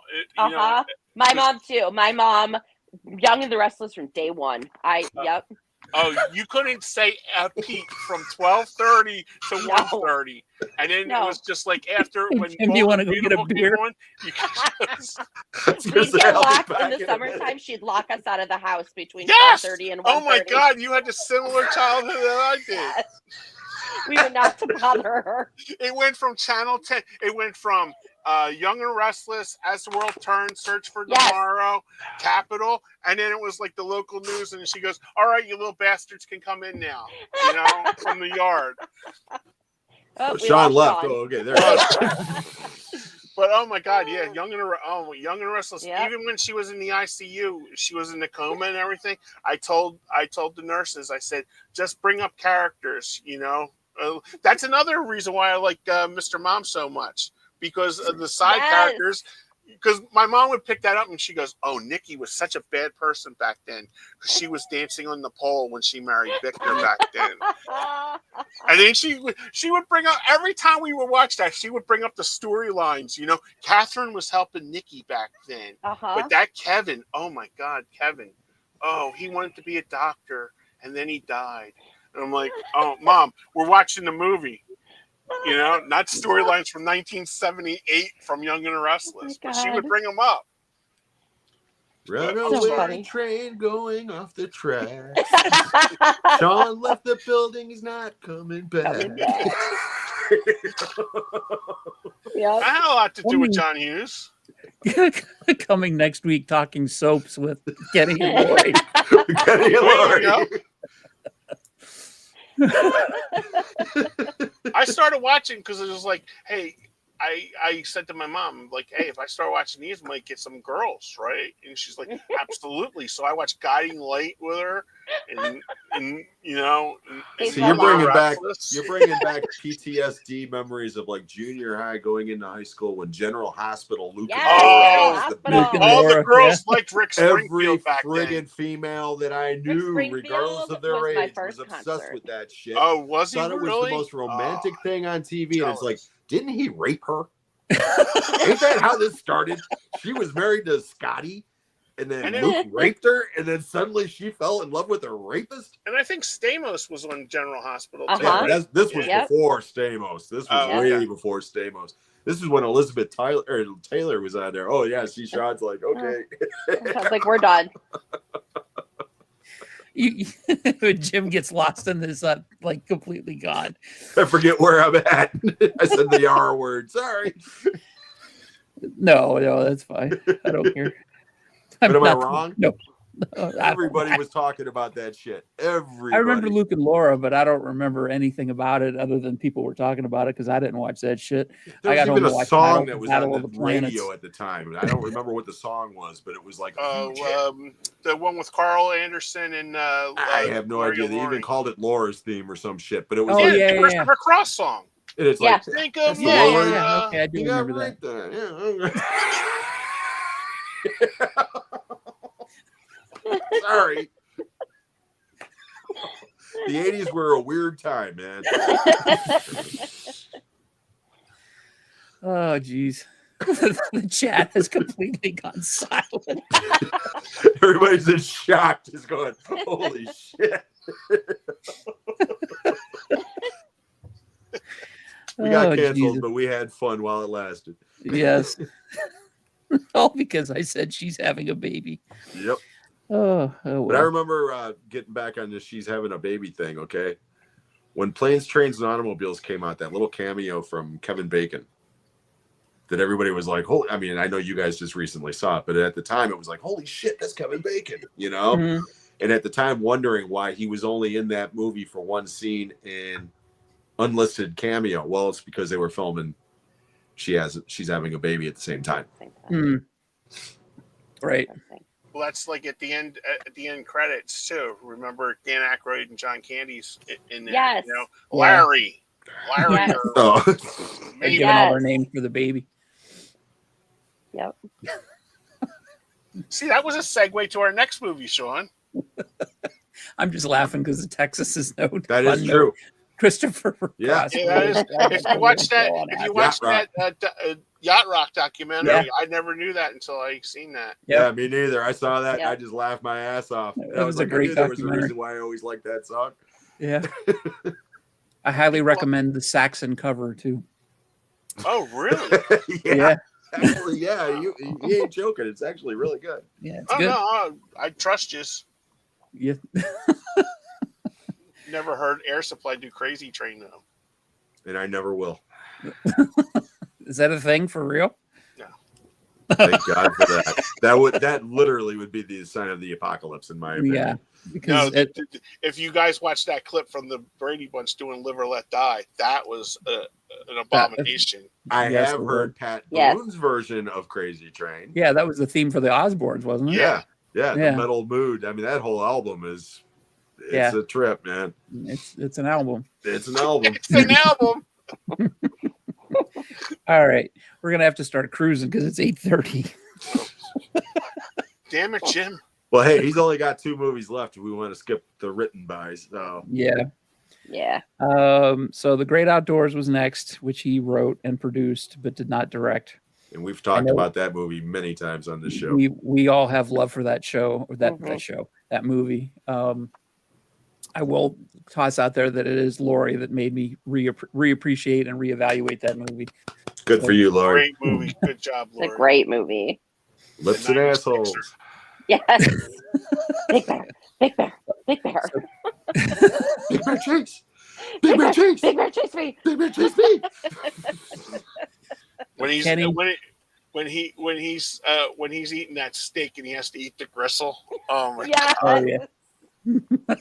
everything. Digesting Look at nicely. the size of the Okay. maggots on that thing. Yeah, I love that movie. I always have. It's a great movie. I got to get that movie because I don't own that one. Believe it or not, I really need to pick that one up. Yeah. All right, Kenny, it's your movie. Yep. It's all you, buddy. The 1989 beautiful, great, the best movie in the whole world, Uncle Buck. I can't tell you how many times I've watched that movie. How many times? It's. I'm telling you, it's next to Star Wars. It borders to. It's got to be over 1,000 times I've seen that movie. Damn. Opening weekend, went to see it 3 times. Love it. Wow. I just absolutely love that movie. I just adore it. I think it's so funny. It's just Uncle Buck's my favorite movie of all time. Yeah, Greg said 66 times, and I think you've seen it 66 times in French. Yeah, we couldn't when we first bought the DVD. We couldn't get it like out of French lock, and me and my brother were reciting it word by word, and my mom kept on going, "Just get the goddamn thing fixed, so I don't have to listen to you two idiots." You know. So we watched it and it was like like that. I love the movie. I love it every time. Every time that I get depressed or something, I want to laugh. I put on Uncle Buck. Yeah, because I know it's guaranteed to make me laugh. What's bug called in French? Buck. No, bug. A bug. Bug. I don't know because we were like laughing because we were like lay bug. Lay bug. You know? But it was like you have to listen to the part where he's like, "It's 7:02 on W. I don't have to go to work today." Sponsored by Kowalski Tires for the best in tires. See, Shanice Kowalski. So when you're hearing that, you have to hear that in French. That's so awesome. The whole beginning of that is so good. And when he goes, let me get up. Let me go. Oh, goodbye. Like that. That in French is just like great. I might watch that again just in French tonight to watch that. I swear, I get in these moods where I can like watch stuff and it's like, oh, watch that. It's like you got like thousands of movies, but you'll watch Uncle Buck again. You know, that was another thing my mom used to say. She goes, you got all these goddamn movies and you watch the same ones over and over again. How many times have we watched Wally World? She didn't know what vacation was. She just used to call it Wally World. Watch Wally World again? They should have made a standalone film about Pooter the Clown. Yeah. Put it in the clown. Put it there. Hey, you like dildo jokes? Yeah, I got a million of them. I'm offended. Sorry. I've seen Uncle Buck. Boogie Nights in French. Yeah, I used to watch Scarface in Spanish because I wanted to learn how to swear in Spanish, and it didn't work. I know one word in Spanish. Idiota. Idiot. Idiota. One of the girls that I worked with used to go, Kenny, idiota, idiota. And I'm like, yeah. I'm like, I didn't know it meant idiot. First one I learned was Bendejo, and that was from the Cheech and Chong movie. Yeah. He's like, hey, Bendejos, what's that mean? My very good friend. Like, no, that's not what it means. Yeah, I watched Uncle Buck I don't know how many times because it was always the last movie that ended when it played at my theater. It ran the longest, and I always had to sit and wait for it to end till I could go home. So I saw the end of it I don't know how many times. Hundreds of times it feels like, but I never saw the whole movie, but I saw the end of it like hundreds of times. So I think I sat down and watched it for the first time in full earlier this year for the first time in 20 years. And it was like, I remember so much more of this than I thought I would remember, but a lot of it's burned into my brain, but it's a great movie. I love it. Okay, moving along. Christmas Vacation, he wrote, did not direct, he produced it. Great movie. Home Alone. He wrote, Great movie. produced it, did not direct it. Dutch. Sorry. So we'll just skip over the ones that he wrote and produced. Well, he did. Stacy was asking about career opportunities in the chat. We mentioned that before the show. He just produced that. So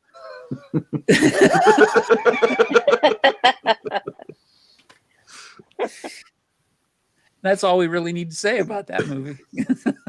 About the only thing I remember about that movie. Yeah, it's the first movie that I ever heard of, or the first time I ever heard of Target was in that movie. Yeah. Oh, really?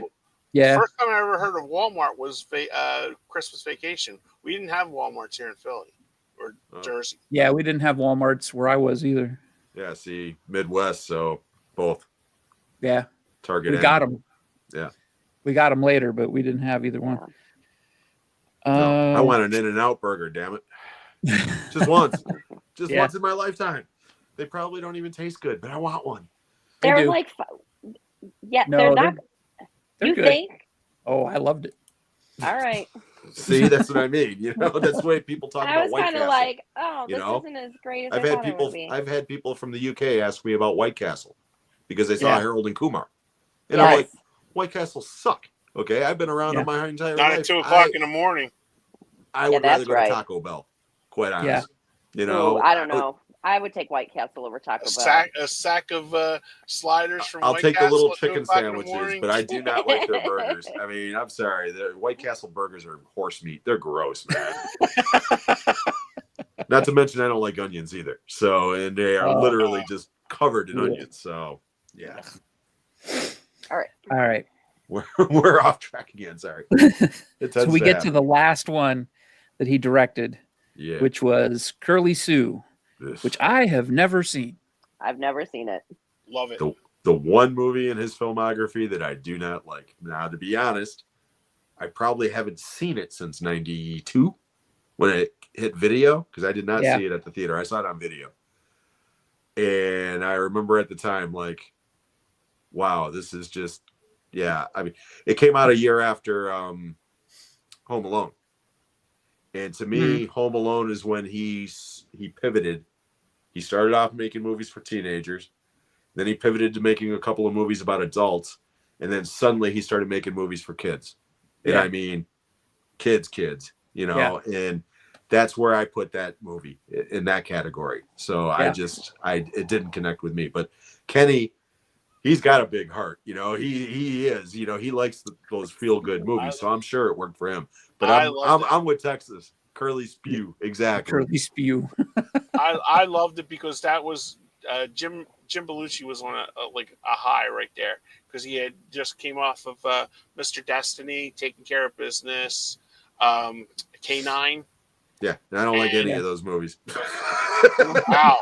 Okay, but they were all box office hits. Now, The Principal, on the other hand, I do like. I think that movie is underrated. That was The Substitute before The Substitute. Right. But yeah, I enjoyed Curly Sue, and the little girl was really cute. She was cute. Who is the girl in it? Kelly Lynch. Oh, okay. See, I like Kelly Lynch, but again, I have not, to be honest, like I said, I have not seen that movie in over 30 years. I mean, and I probably only watched it once. So and that guy that played Kelly Lynch's boyfriend always plays a jerk in movies. He was the jerk in About Last Night. What the hell's his name? Let me look it up. Because he plays a jerk in every movie that he. Because About Last Night, you talking about the original one? Yeah. He played Demi Moore's boss. Oh, okay. I was going to say, outside of Rob Lowe and Jim Belushi, I don't remember anybody. John Getz. Okay. Oh, yeah. He plays a jerk in every damn movie he's in. And he was a jerk in About. Did you guys ever see AboutAst Night? With Demi, that's one of my drive-in stories. That if Lori wasn't here, Lori, that's a. Oh no, you go right ahead. I got a blowjob on the hood of a car to that movie. And my boss came walking up as it was happening and said, "What's going on?" And I said, she dropped her contact." And he said, "Well, when she finds it, come to the office." And he walked away, and I was like, "Oh God!" And when it was done, I zipped up. I said, "Thank you very much." I walked back to my doom, went to his office and said, "Mr. Nichols, you wanted to see me?" And he looked at me. And he said, "Yeah, go change the marquee." One of the letters fell off and gave me a little smile, and that was it. Best boss ever. Yeah, that was the summer of debauchery. I was 19, working at the drive-in, and it was just I did a whole video about it called One Crazy Summer, and it was. But I put a huge disclaimer at the beginning of it saying, listen, this was 40 years ago. I was a much different person then than I am now. And I look back at it, and it's like, holy shit, you know? But again, it is what it is. So now we're way off topic. We're way off topic. Steve Carell is in Curly Sue. No memory of that whatsoever. Yeah, I just saw that. I've never watched the movie. You know what turned me off from this movie? And it isn't even the fact that it's a John Hughes movie. It's the poster. We got the poster at the theater, and I saw it, and I went, "Yeah, that's not a movie I want to watch." Just the look of that kid, I just did not want to see it. Love me, I'm adorable. Yeah, just one of those posters. I'm a smart looking, bratty looking kid, and I've got a hand of cards in my hand, and I'm smarter than you. Yeah, because isn't she like a con, or they're a con man couple something, or whatever? The man, the woman, or the man and the kid, or some shit. Yeah. Again, I don't remember it at all. The mother left, and he was a single dad, and he was working cons with the daughter. Gotcha. Yeah. Because they got thrown out of the house. Okay. So, yeah, I can't comment on it. I don't know if it's good or bad. It just did not look like a movie that I'd wanted to see. Yeah, I might have to check it out again, but yeah. Allison Porter. Texas. Yeah, she was a nanny. She did Annie. That's how she got the job. She was in Meet Dave. Too bad it wasn't a prequel to The Orphan. Nice. All right, so we rounded out the movies that he's directed. So the movies that he's written, or he hasn't written anything lately, but that he wrote since then: Beethoven, Home Alone 2, Lost in New York, which he produced and he was writer on. I don't know if he was if he wrote the script or if he was just based on characters that he wrote. No, as far as I know, he wrote the screenplay for all three. Okay. Yeah. Dennis the Menace. Mm-hmm. Great movie. I don't think I've ever watched it, to be honest. It's so fun. I know you guys got to watch that. I don't think I ever Walter watched Matthau is great in that. Dennis breaks his dentures, and he has in his pocket, like in his overalls, he has chiclets. Remember chiclets? Yeah. Yeah. So instead of his dentures that the two fall out like here, he puts chiclets in there. So when Walter Matthau smile when he's showing his flower, the two chiclets are right there, and that's from his dentures. It's a kid's comedy, you know. Yeah. But Christopher Lloyd plays the bad guy who kidnaps him. Yeah, never seen it. There you are. There you are. Sorry, I had to let the dog out. Oh, okay. Who?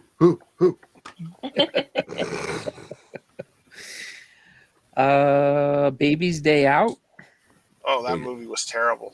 Hate it. Miracle on 34th Street. Yeah, I didn't see that. Obviously the remake. Yeah. It's for a remix, it's okay. Yeah, it's not bad. I did see it. Richard Attenborough is good as Santa. Yeah. 101 Dalmatians, the 96 version. The best of the live action Disney remakes, in my opinion. Mainly because of Glenn Close.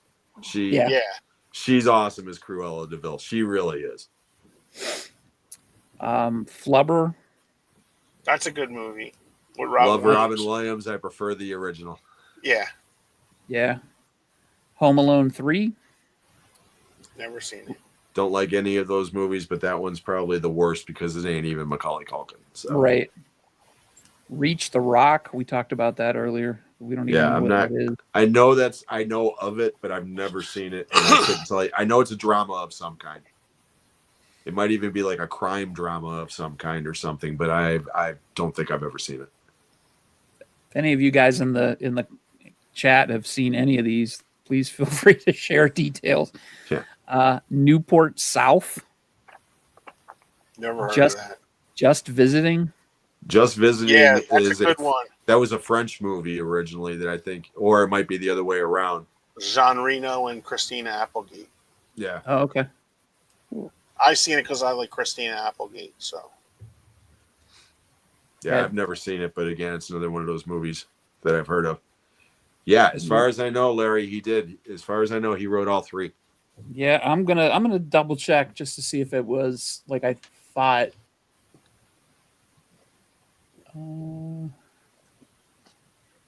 Yep, he is the sole writer of Home Alone 3. wow. So it's not even like he got a co-writing credit on it. It's all him. Yep. And again, going back to Dogma, the character that Salma Hayek plays is a muse. Mm. And she says, I am responsible for 9 out of the 10 highest grossing films of all time. Those ideas, they all came from me. And the main character says, 9 out of the 10, which one wasn't? Oh, you know, the one with the kid that just did the I don't know who that I don't know who wrote that, but whoever did sold their soul to the devil for that piece of shit.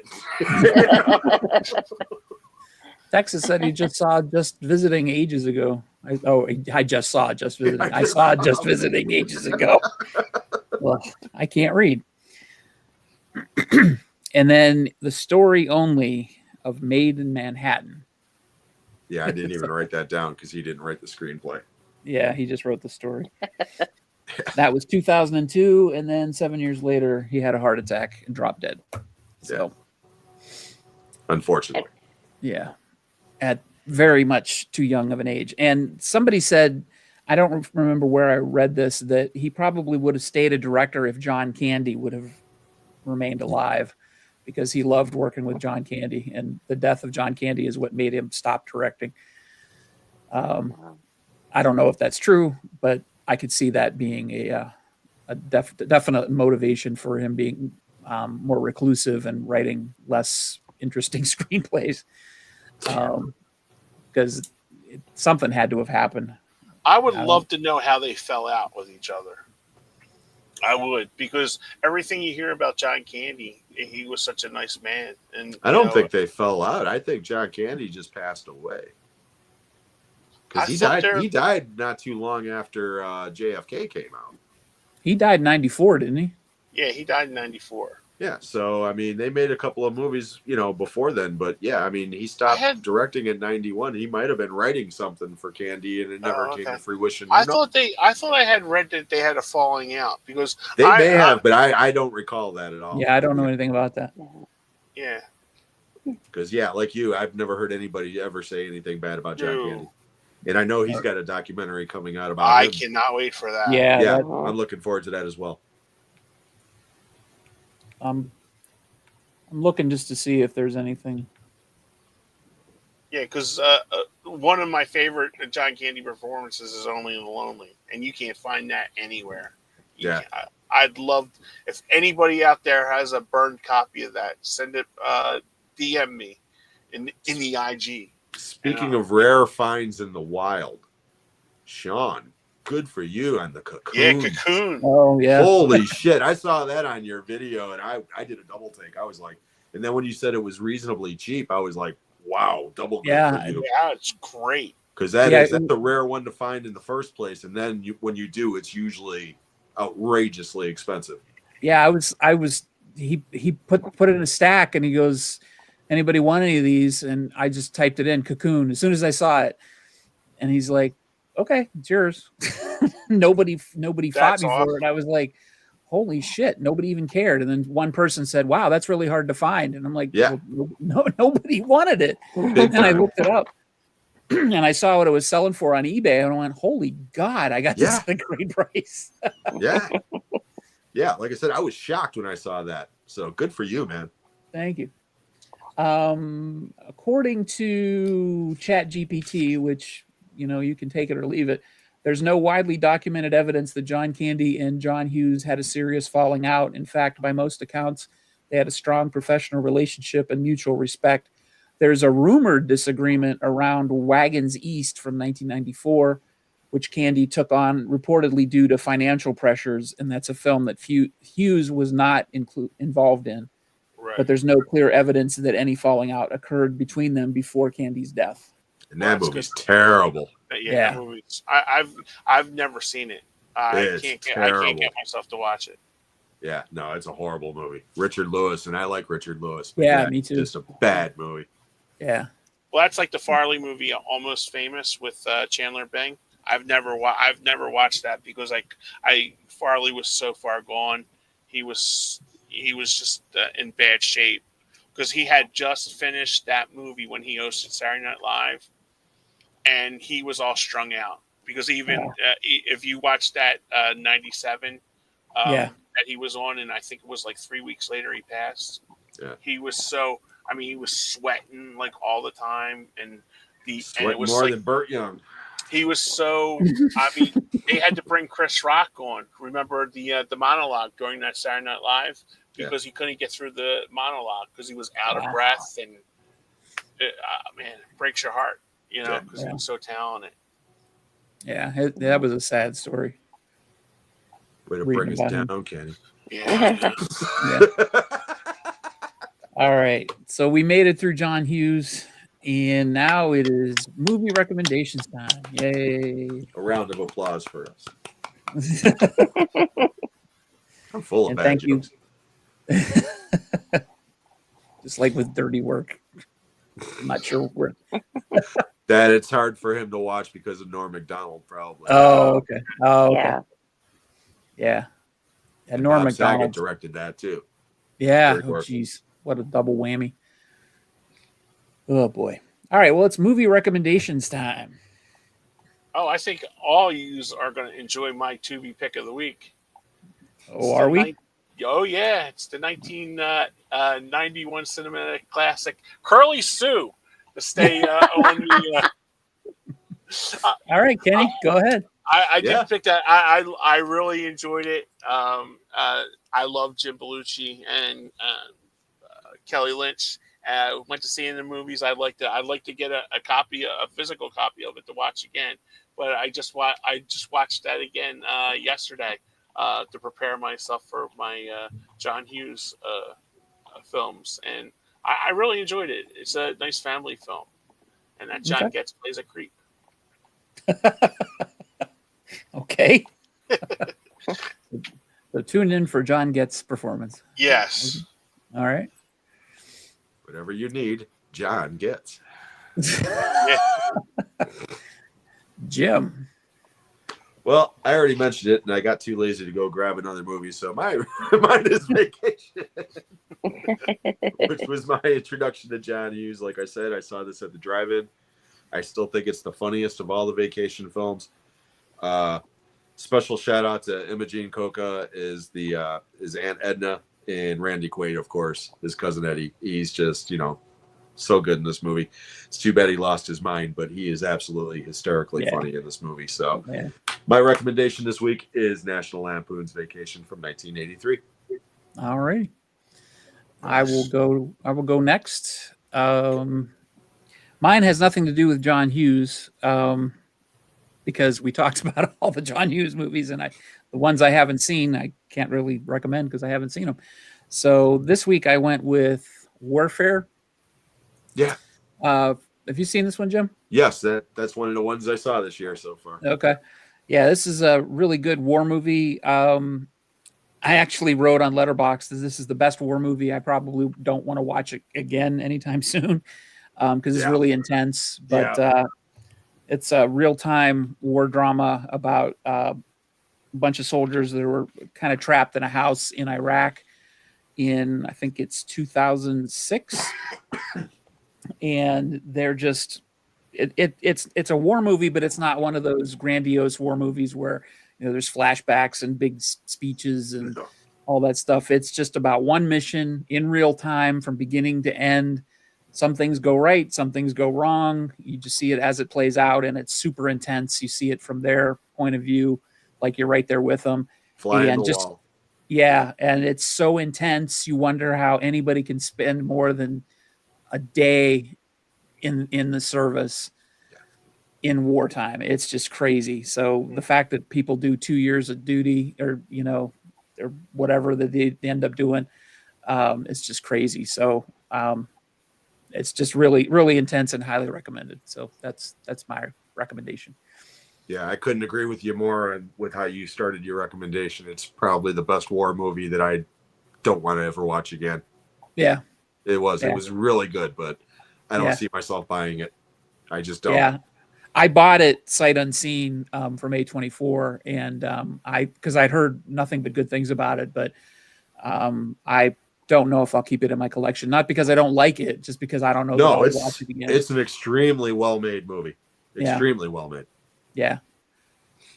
As I recommend it and tell everybody to watch it, but I'm never watching it again. But okay, Larry, you get to recommend Requiem for a Dream. Yeah, some movies are like that. Like I love Schindler's List. I think it's a great. I can't sit and watch it. I see all these people going buying 4Ks of it. I'm like, why? Yeah, most depressing movie in the world. So the little girl in red could look really vivid. Oh my god! Yeah, exactly. I heard one guy, a YouTuber that's very popular on here. He goes, "It pops off the screen." Oh yeah, that's why you want to watch it. That's why I want to watch it. I don't want it to pop off the screen. Yeah, that's not that movie anyway. No. All right, Lori. Lori, you're up. I'm up. So this is a documentary that came out this year. Probably my favorite documentary I've seen in years, and it's Pee-wee as himself. And it's the life and career of Paul Rubens. And it was just so interesting to me because Sean and I watched it together, and we have a little bit of an age gap. There's like 7 years. And so for me, I grew up with Pee-wee's Playhouse, right? But I didn't know until I saw that documentary that he was so popular in stand-up. I had no idea because all I knew was Pee-wee's Playhouse, where like Sean's like, I never really watched Pee-wee's Playhouse. I was too old at that point. So he knew the stand-up part of Paul Rubens, and I just found the whole documentary really fascinating.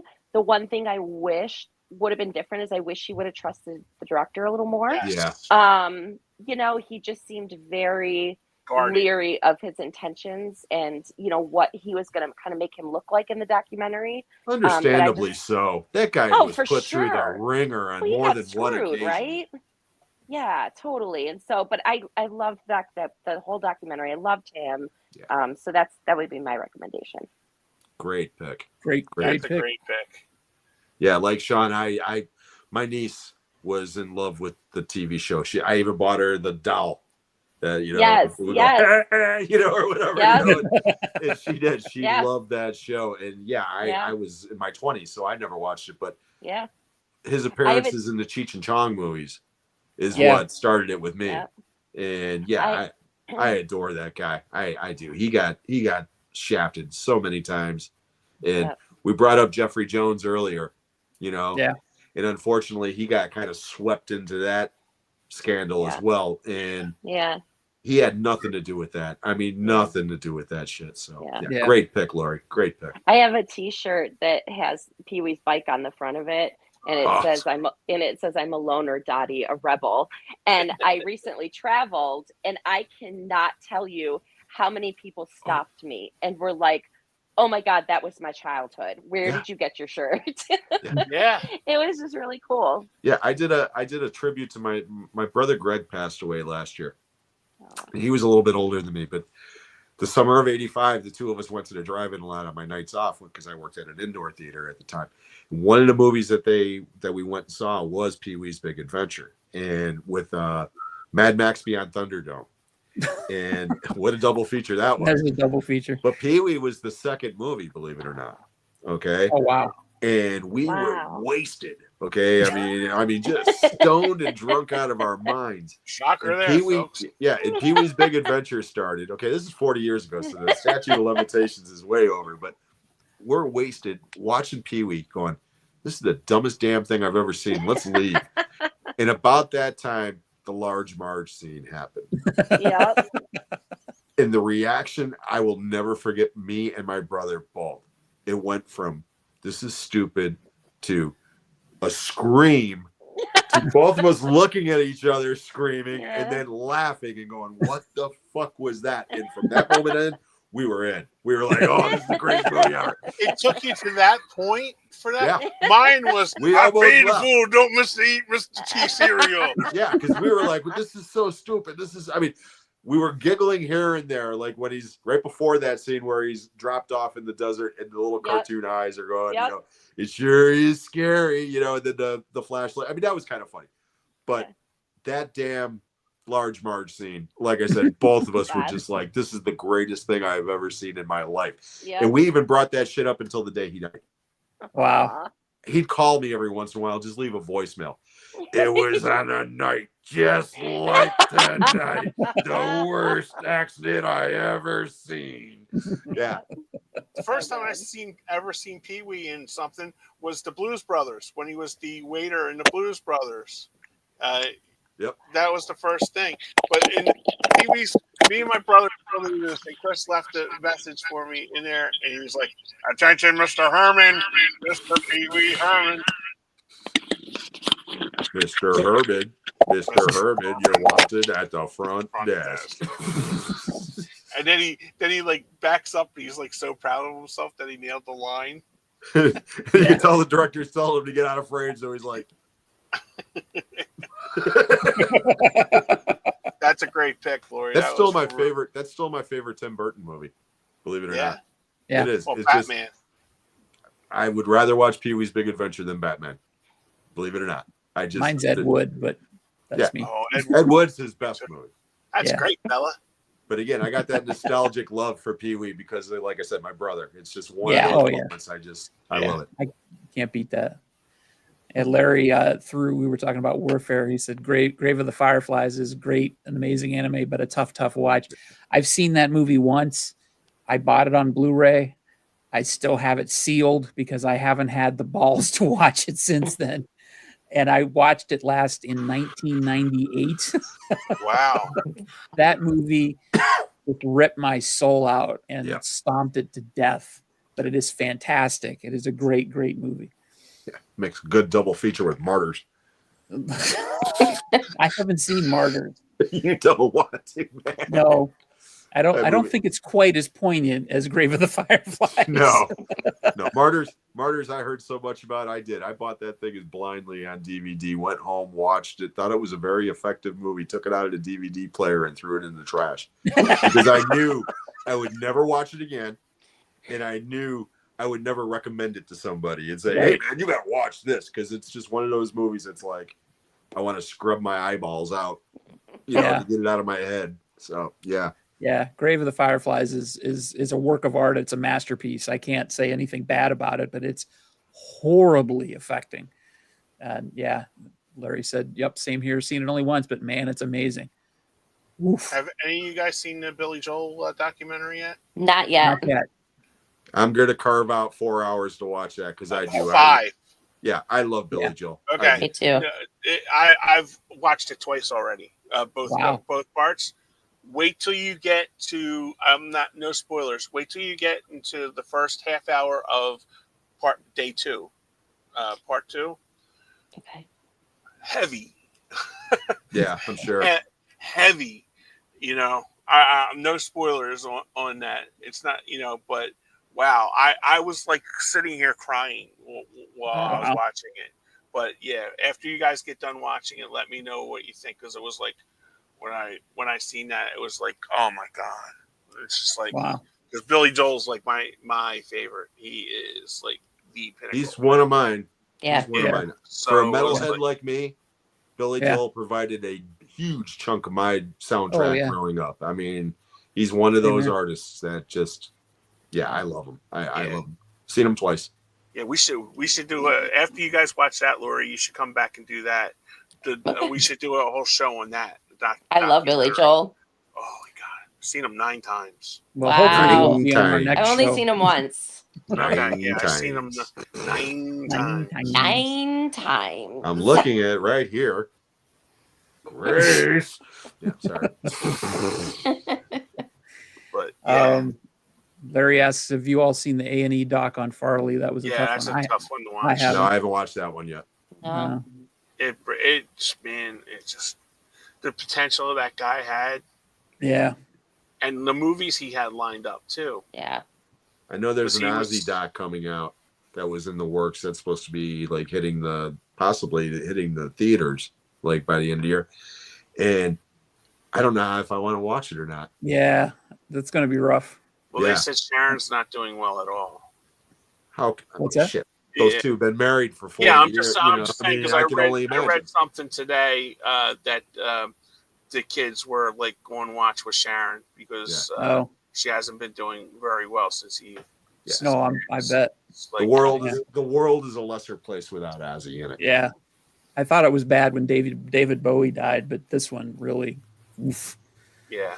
Yeah, this one hit me harder than just about any of them since Neil Peart because he was my god. You know? Oh yeah. But it's definitely the one that's hardest since Eddie Van Halen, who passed away right after Neil Peart. So mine's Tom Petty. I was devastated when Tom Petty died. Tom Petty again, like Billy Joel, one of those artists that provided such a huge part of the soundtrack of my life as a kid. Yeah, absolutely. Yeah. And Ozzy had such a very like weird career kind of a plateau because there's people like you guys that know him from the heavy metal stuff. Yeah. But I only knew him from like the TV show. Well, my mom didn't know who the hell Ozzy Osbourne was, but she loved the TV show. Everybody loved that damn show. But it was just like, I mean, we watched that and I'll never forget when she was sick. I'd put that on, and the part when he's trying to program the trying to navigate to get the History Channel on the remote control. Yeah. And he's yelling at it. He goes, "I am the Prince of Darkness." And he goes, Jack, fix this fucking thing. I am the Prince of Darkness. And he's like yelling to it. And he goes, and Jack goes up and goes, boop, like that. He goes, fuck me.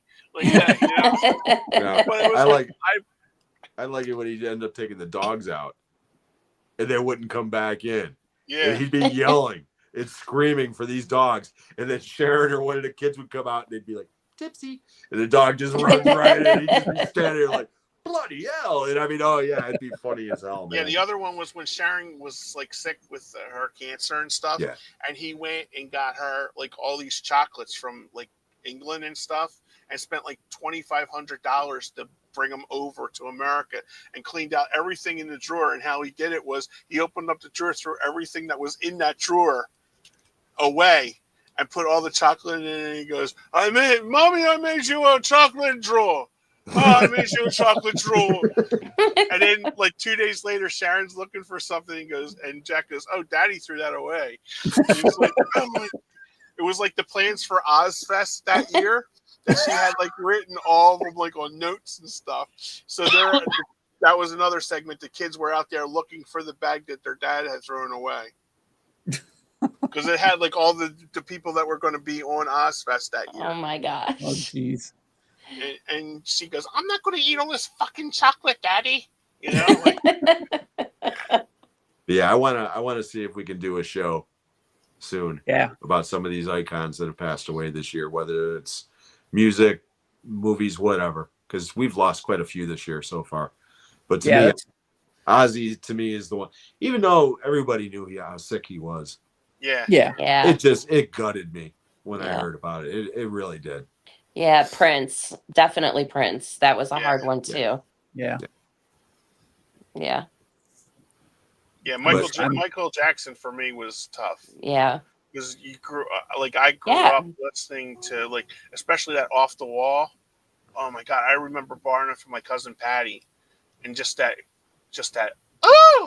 you know, from the beginning of Off the Wall. That's like the first thing you hear. When, Don't Stop Till You Get Enough. That first.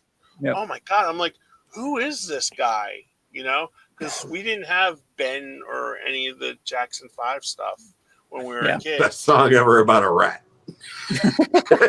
But when I heard Off, I was like, who is this guy? You know? Yeah.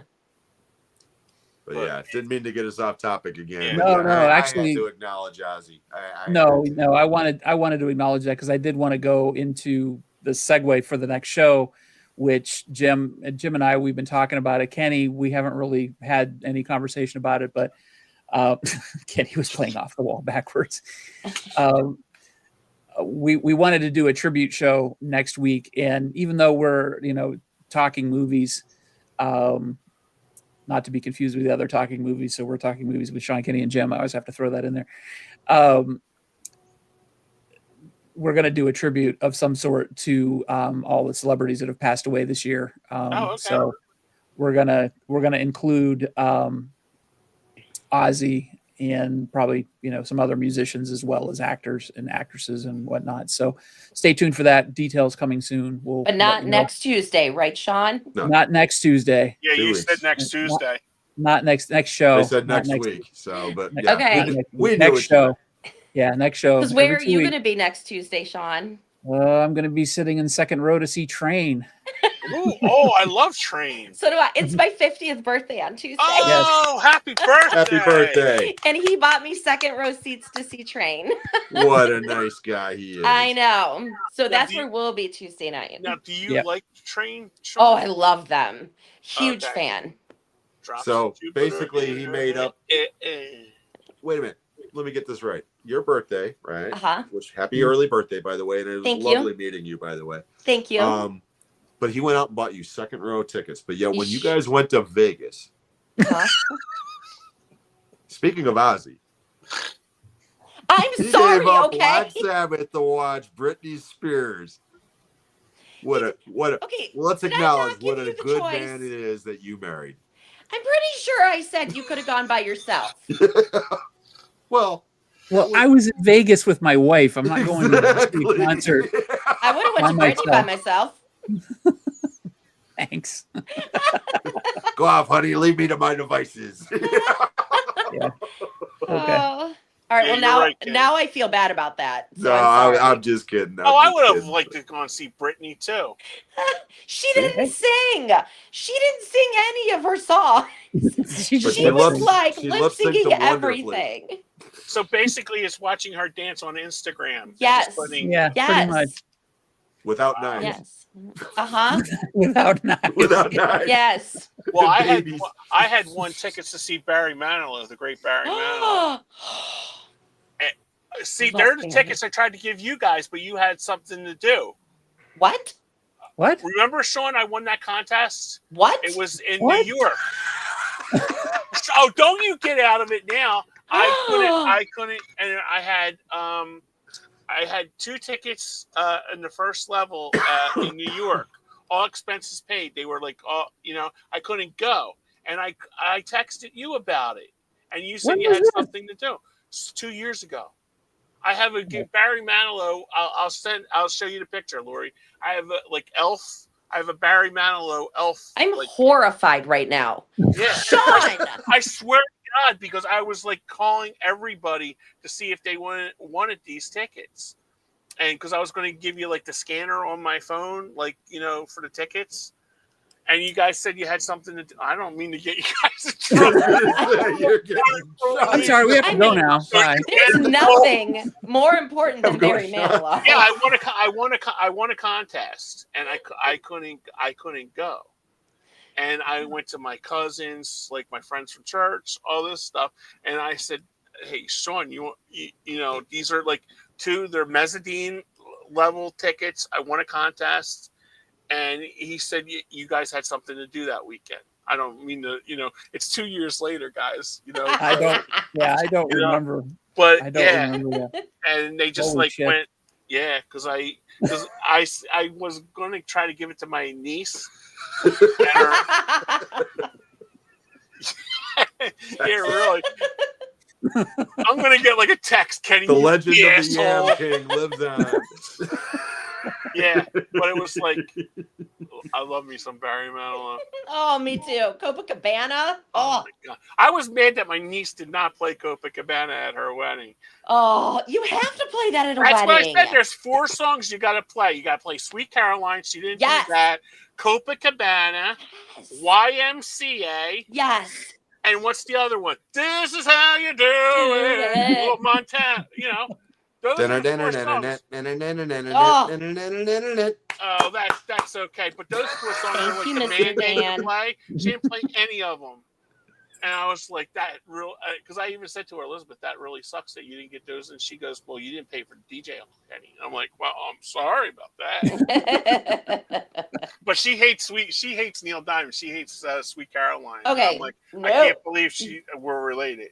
You know? No, I can't either. So I love her to death, but she has terrible taste in music. She does. She'd rather see this, Christian artist. What the hell is his name? That's enough. That's all you needed to say. Yeah, but he's like really like super popular. I forget, and she goes following him around, my cousins and all that, and I'm like, you want to go, Uncle Ken? No, it's not Air Supply or. All I can think of is Petra. It's puked in the back of my throat again. I love it. You guys don't like Air Supply? That's sin. I've My seen ex-wife Air Supply loves 3 Air Supply. times in concert. Shut up. Oh, my no. God. We can, man. I should have married you, Lori. You should have Next been in week, Jersey Kenny or and Lori. Philly. Oh my You're God. breaking up, Kenny. You're breaking up.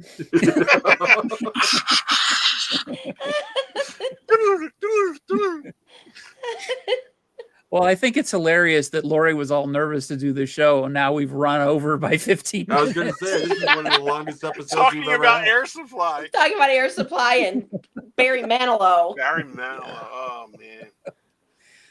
All right. So with that, we'll plug. Yeah, we'll see you in two weeks.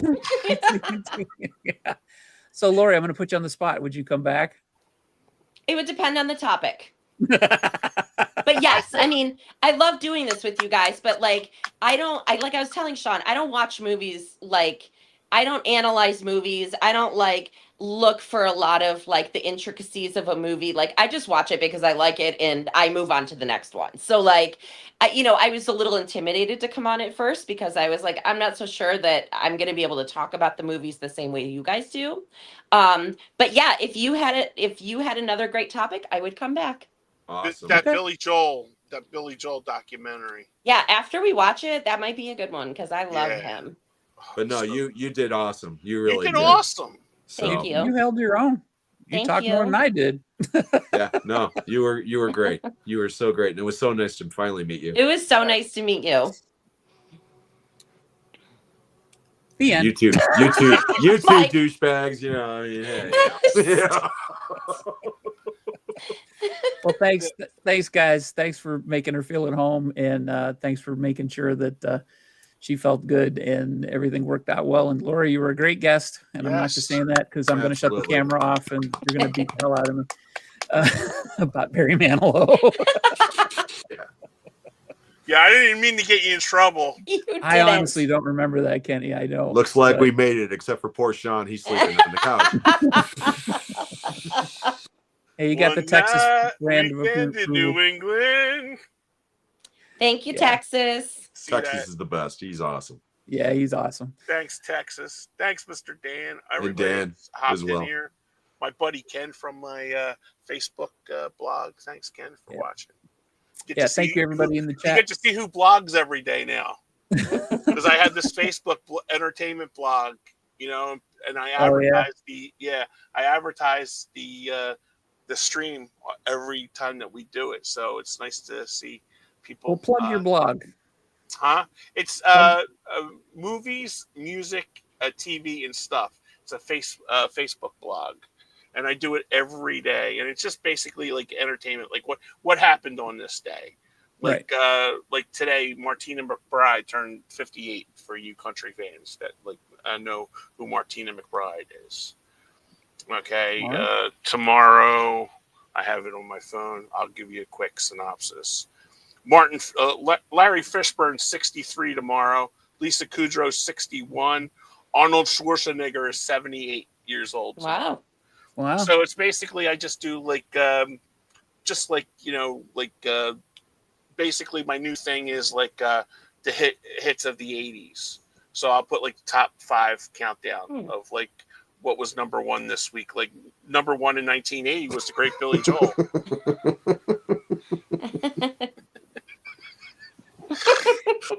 Everybody's a critic. Your Texas hurt me tonight.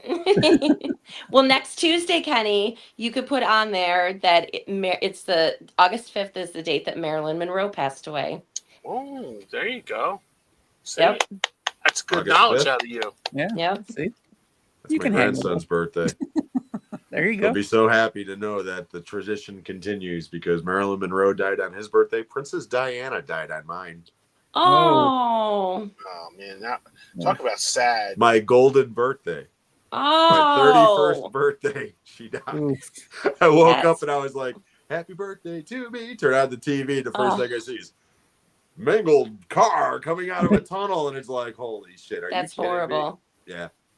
Oh, Yeah. Wow. Yeah. My Talk 21st about birthday. Fucking downer, Jim. My 21st birthday, I was a pallbearer oh, My geez. for My my uncle. 18th birthday, I spent my 18th birthday at my best friend's funeral. Oh, So you I got get me it. beat. But I yeah, get it. the worst part was I was decked out in a suit, right? Because I was a pallbearer for my uncle. Yep. I walked into a restaurant for my first legal beer in Illinois. Already had that fucking license ready. The bitch didn't card me. And I was like, The worst. you know, I was so pissed. I was so pissed. And now I Oh. get carded if I buy a lighter. Uh-huh. And I'm pushing 60 and I got a hell of a lot less hair now than I had back then. You know, I mean, yeah. Crazy that's world. funny. Crazy world. Oh, Well, geez. thank you for having me. Yeah, Thank You're you for welcome. coming. That you were awesome. You really were. All right, guys. Good night, everybody. Thank you for watching. Thank you for everybody in the chat. And if you're listening on the replay, thank you for doing so. And we will see you in 2 weeks. 2 and 2. And that will be August the 12th. So Nice. see you then. And hopefully Have a by good then night, I would have everybody. seen weapons. Oh, yeah. I want to see that too. God, I want to see that. Yeah. Maybe we'll tell you all about that in 2 weeks. Yeah, maybe. Bye. Bye, everybody.